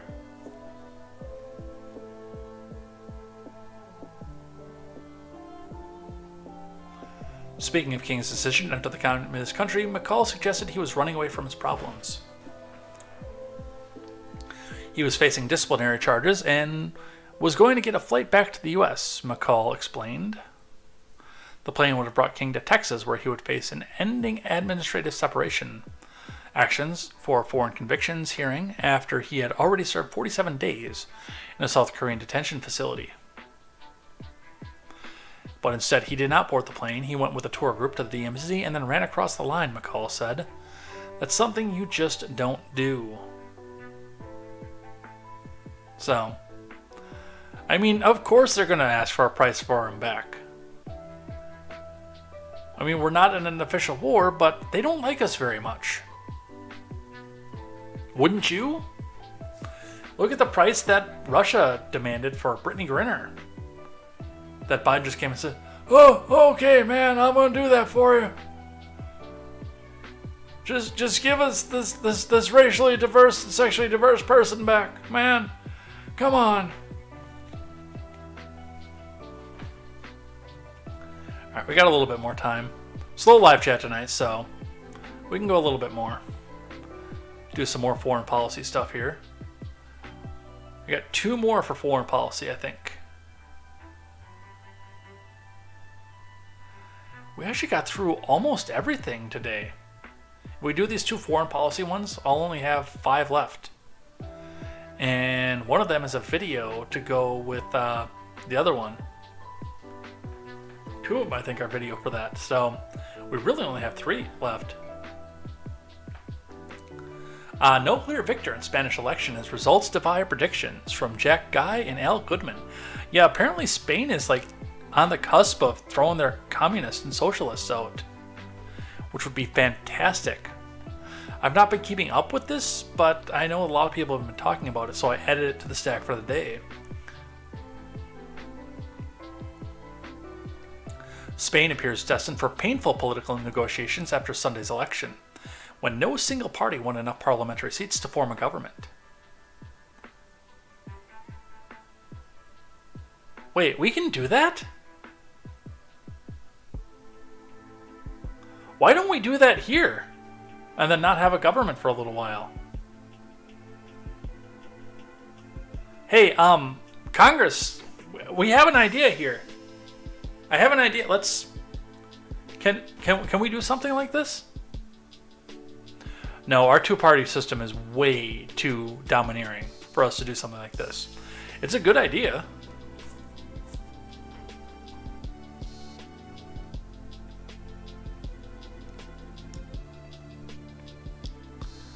With over 99% of the vote counted, the center-right Partido Party, or Popular, is set to come in first, winning 136 seats. The upstart far-right party, Vox Party, a possible coalition partner to PP, is forecast to win 33 seats. Prime Minister Pedro Sanchez's ruling center-left Socialist Party, meanwhile, is on course to win 122 seats, with likely coalition partner Sumar at 31 seats. So they've got two coalitions here then, 169 to 153. In order to govern, a party or coalition must achieve a working majority of 176 in the 350 seats. Okay, I see where they're coming from then. Alberto Núñez Feijóo said he was very proud during a speech at the party headquarters, lauding the fact that his party's vote share increased from 21% to 33%. Despite a party-like atmosphere at the PP headquarters, supporters of the opposition party told CNN that they expected a clearer victory. "We thought that we would get much more," said Mercedes Gonzalez, an English professor in Madrid.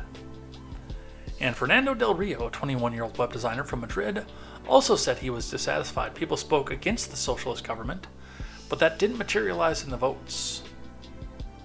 Outside the Socialist Party's headquarters, meanwhile, supporters were upbeat. So, they said they need 176 out of a 350 seat legislature, which is just over a little bit of half. So if we've got two coalitions, we've got 169 plus 153. Which is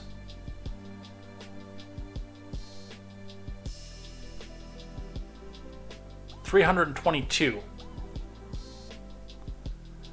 Do we have any report on where the other 38 seats are?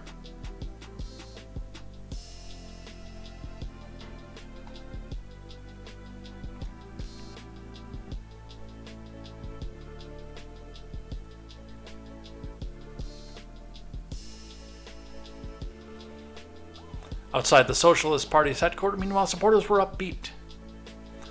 Agustin Saludes, 64, a civil servant in pre-retirement, told CNN he felt happy with the results.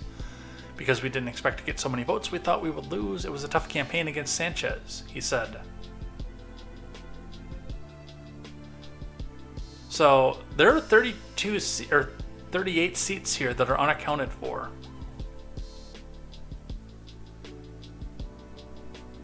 Where are they, and could they align or coalesce with somebody? That's actually a good question. Boomboxes, you're closer to that.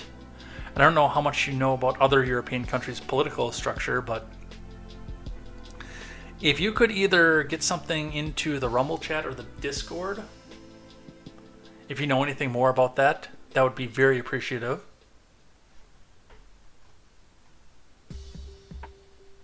Or the Twitter, for that matter. Or not the Twitter anymore, the X. The X! I can't say Twitter anymore, it's the X. X gonna give it to you. What? He gonna give it to you. One left over from last week I wanted to talk about, given the fact that we were having conversations about whether Sweden was going to be admitted into NATO because of their opposition to Islam. From the New York Times, a former newspaper. Protesters angry over Quran burning storm Swedish embassy in Baghdad. From Isabella Kwai and Raja Abdul Rahim. Hundreds of protesters stormed the Swedish embassy in Baghdad early Thursday and set fire to parts of the building, ahead of a planned demonstration outside the Iraqi embassy in Stockholm. That has angered many in the Muslim world and has drawn condemnation from the Swedish authorities.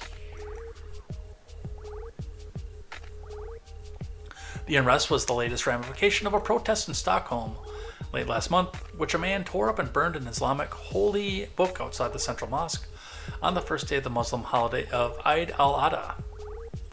Horrifying Muslims around the world, another demonstration was planned in Sweden on Thursday, involving 2 people according to a permit issued by police, but was unclear whether they would burn a Quran. Dude, don't burn books!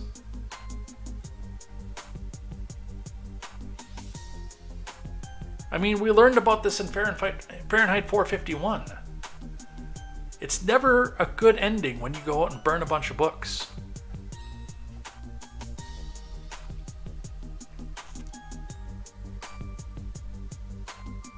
Some Iraqis said that they were concerned that the Iraqi flag would also be burned.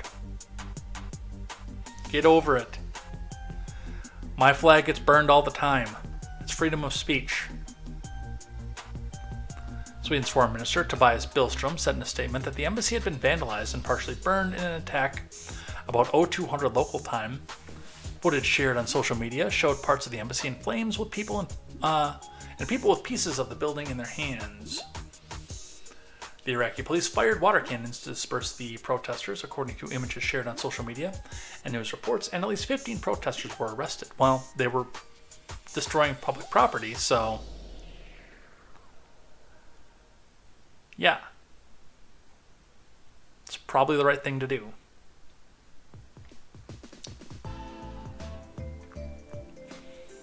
If you bought the flag or the Quran, and again, I draw the distinction on whether you stole it from somebody else or not, but if you bought the flag, it's your right to burn it. Yeah, the Iraqis might get pissed off about it, but it's your right to burn it if you bought the damn thing. If you bought the Quran, you're a horrible person for doing it because, again, knowledge is power, don't burn the books. But it's still your right to do it. It's your private property. I don't agree with it, but it's your right to do it.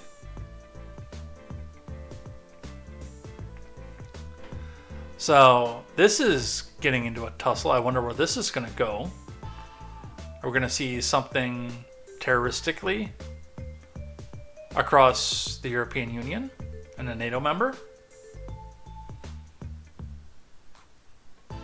I'm not sure, but I seem to remember a long period of time where we didn't have to sit back and wonder about this also. And the last one, we'll do it tonight, and then we'll look at live chat. So if you guys do want to get some last live chat in right now, we've got about 10 people watching over on Rumble and 3 people on the main platforms. Nobody stuck around the Instagram side, but they can't watch the videos either on the Instagram side, so maybe some of you are over on the Rumble right now. But customs officials seized cheese wheels filled with cocaine at Texas border.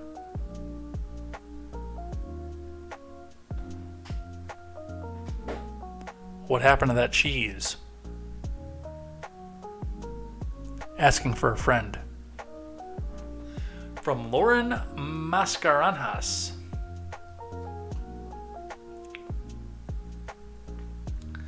When customs officials encountered a pickup truck transporting 4 large wheels of cheese from Mexico into the Presidio port of entry in Texas on Thursday, they had a hunch something was off. An X-ray scan of the cheese revealed anomalies, which upon further inspection turned out to be 17.8 pounds of cocaine.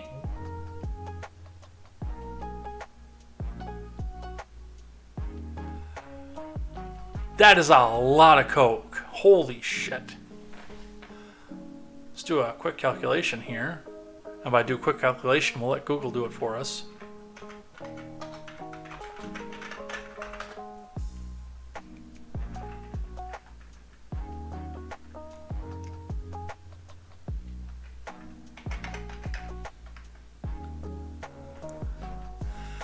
That, by the way, is 8 kilos.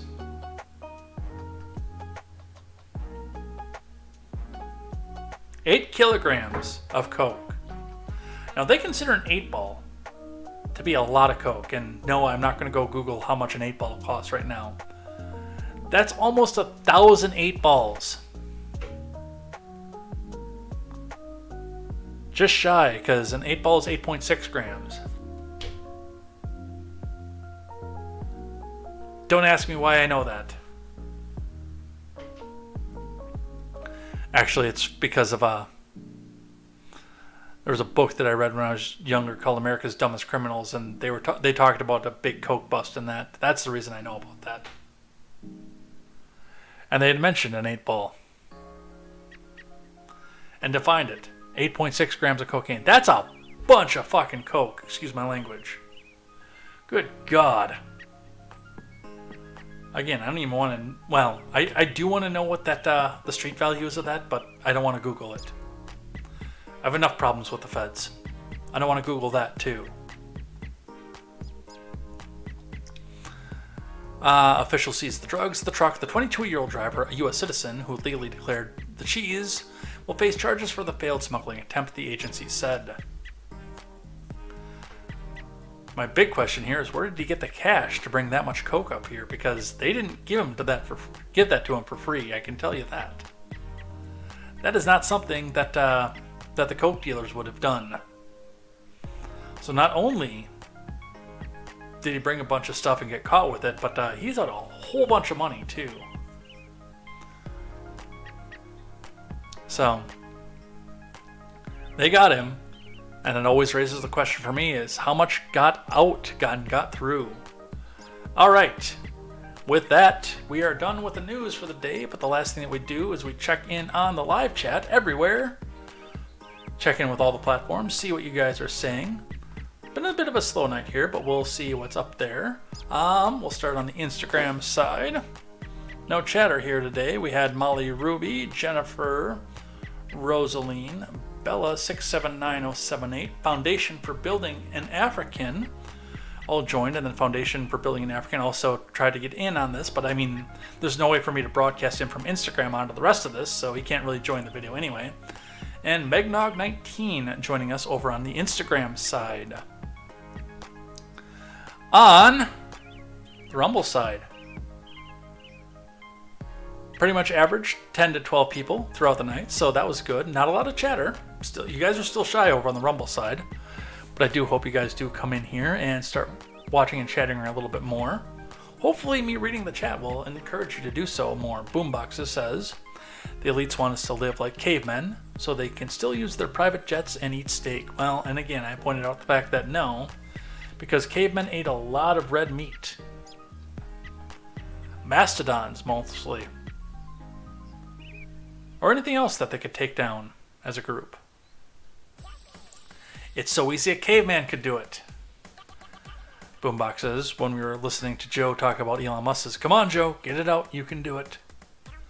And all these people leaving the Democrat Party. Damn those white supremacists. Again, the white supremacists that wear that funny little hat. On the main chat, bring that over here. Mogwai dominated the main chat tonight. Mogwai says, math in the House, Senate and White House, that's rich. Yeah, kind of like Dick Durbin talking about ethics.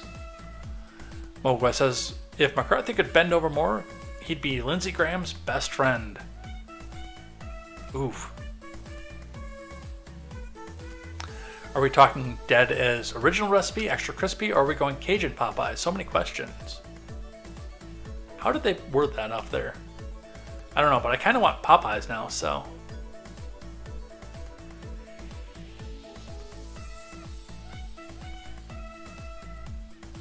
Where was it?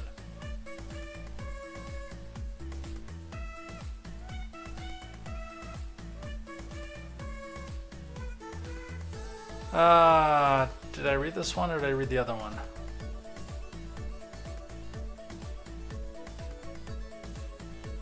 I think we just read from the Hill.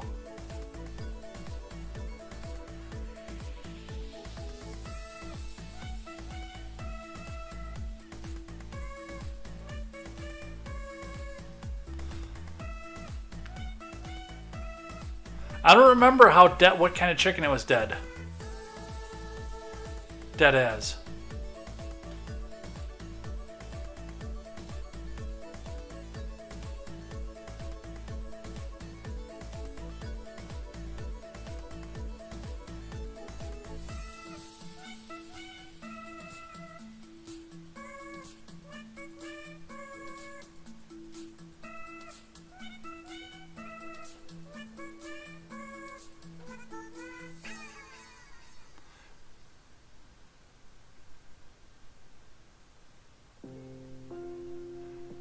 I don't know. It doesn't say.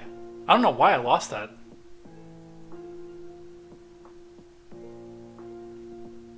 And this is way further than we got into the article, so that's, well, it's dead. That's all we know. What else do we have? So I wasn't sure what Mogwai was talking about when he said barring stores is okay. I missed that one. Why do I see Lindsey Graham as Blanche in a male version of the Golden Girls?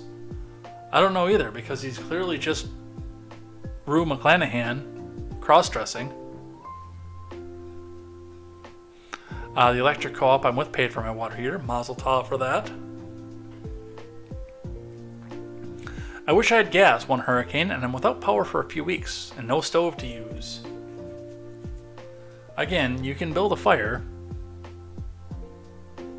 and you should. But Mogwai says, fire? That's a carbon footprint. Yeah, don't care. I eat first.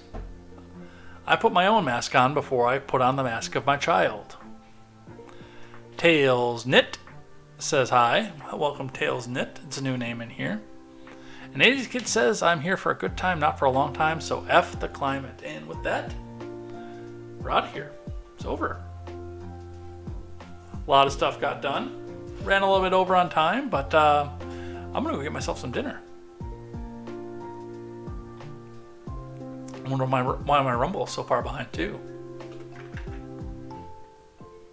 I don't know. It's been a good night. Where's the outro music? There it is. Alright, so with that, we are done. We're out of here.